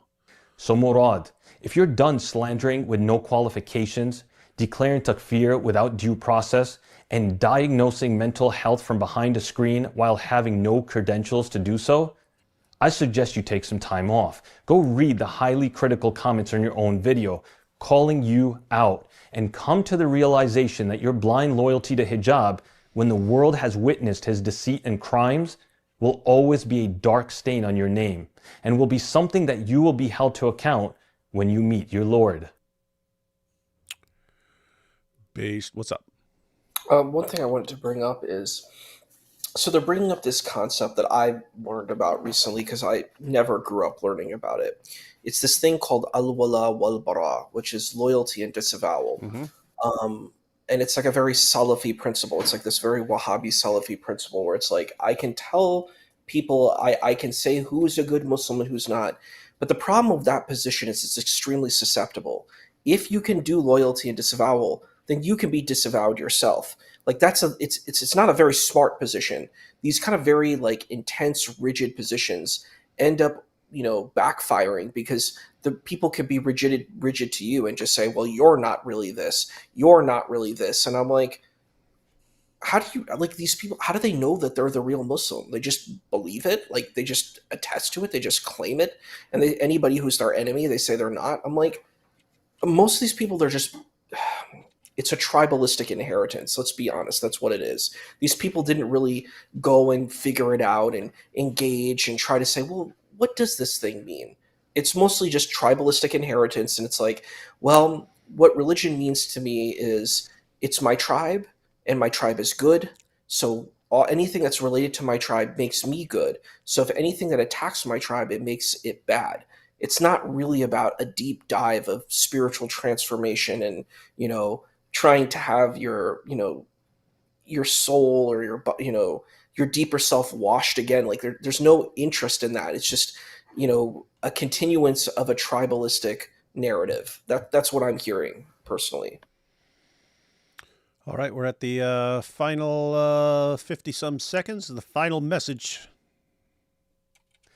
To all the du'at, especially those hiding behind silence, the time for neutrality has passed. We are at a point in time where there is nothing but humiliation. Darn right. Where we've witnessed many of them running for cover. The cowards. And don't think the shame is just upon those that have been caught in such egregious behavior and crimes.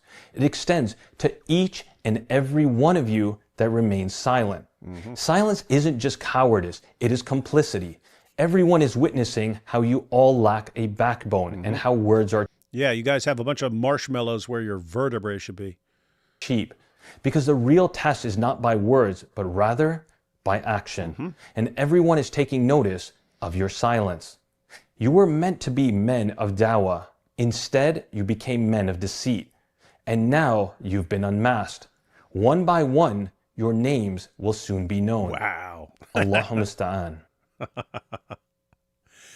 Can't say he doesn't give them fair warning over and over and over again, and 100% of the time he ends up doing exactly what he tells you he's going to do.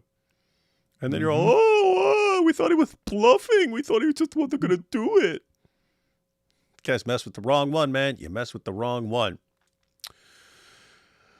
Oh, wow.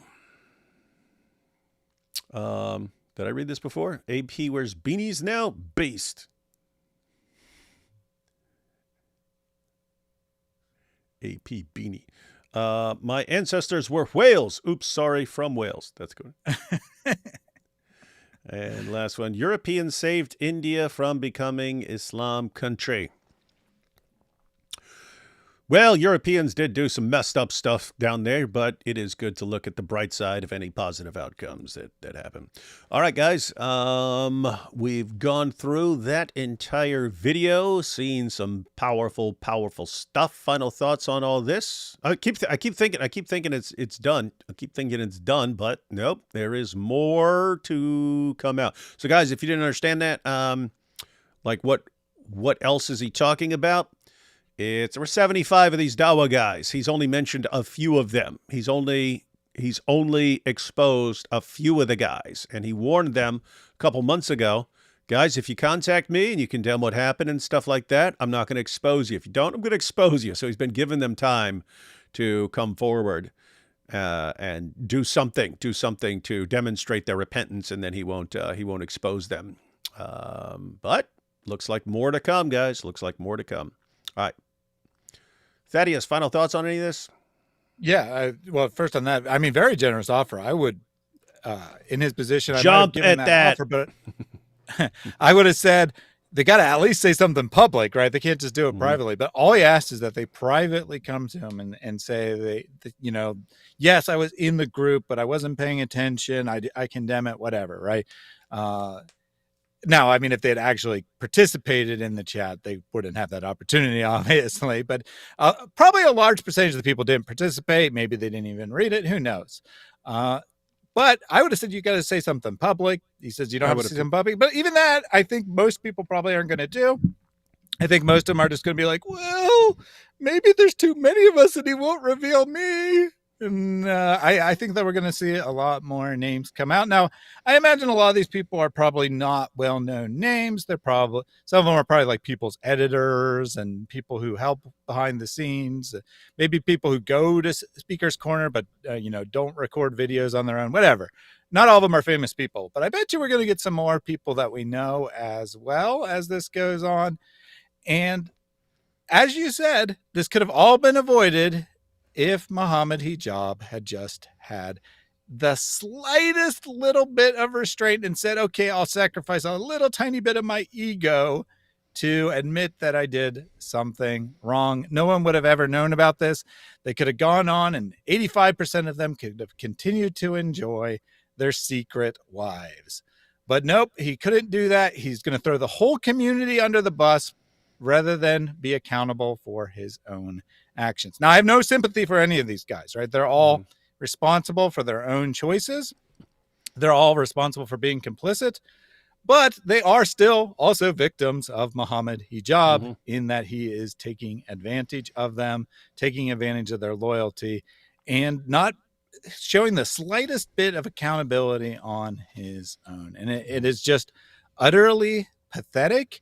I do find it encouraging how many Muslims in the comments, right? How many Muslims in the comment section have condemned this, not just on Dean's video there, as we saw today, but even on Ali Dawah and Mohammed Hijab's videos as well. In theory, the friendliest possible audience have a good number of negative comments. So I am encouraged that there are many Muslims who are against this behavior and willing to say something about it.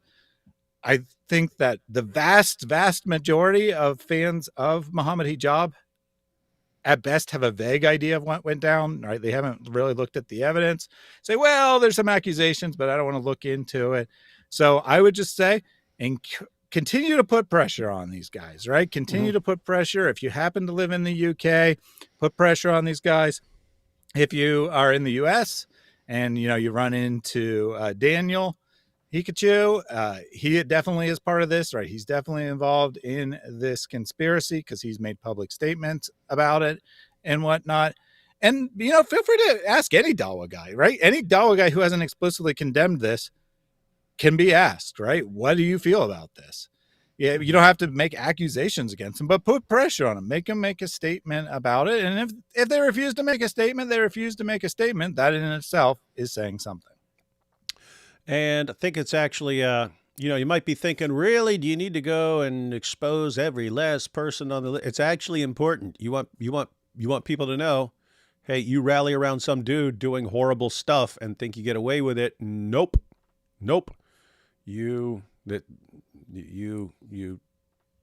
were willing to throw a woman under the bus for your loyalty to an obvious narcissist. You need to be exposed for the future benefit of other people who might be in that same situation. In other words, future generation, hey, help me blame this woman and throw her into the garbage and maybe get her killed or something like that. You say, nope, we've seen this before, and it didn't go well. Issa, final thoughts on all this? Wow. I know you're going to say, how dare you criticize my religion? Well, I was going to say I'm just deeply disappointed. I'm deeply disappointed in humanity. That's kind of what I'm seeing. Just really disgusting and grotesque. Doing evil things in the name of God it's not something that works well for me. It really, and I feel Salman's pain, and I agree with him. I'm like, this is so bad. It doesn't matter what religion. Like, I think of I don't know what you feel about prosperity gospel preachers, but I see them and they're taking money from poor people, and I don't know, that bothers me deeply. We do not like prosperity gospel preachers. It's funny, I never asked you. I didn't. I'm sorry if that was a little bit of offensive thing, but I just I'm so against exploitation. I don't care who's exploiting, but when I saw the one on TV, and I'm like, you're exploiting people. You're taking the last money that some poor people have, and I'm like, this is the same thing. It's an exploitation. It's sexual exploitation. You're exploiting vulnerable women, and you're using God to do it. You're defending your exploitation in the name of God. And I'm like, I can't endorse that. I hate it. I rebuke it. It's disgusting and gross and evil. And it's like, I think if I heard that and I was in this community, I'm like, you're not my friend. My friend would never do something like this.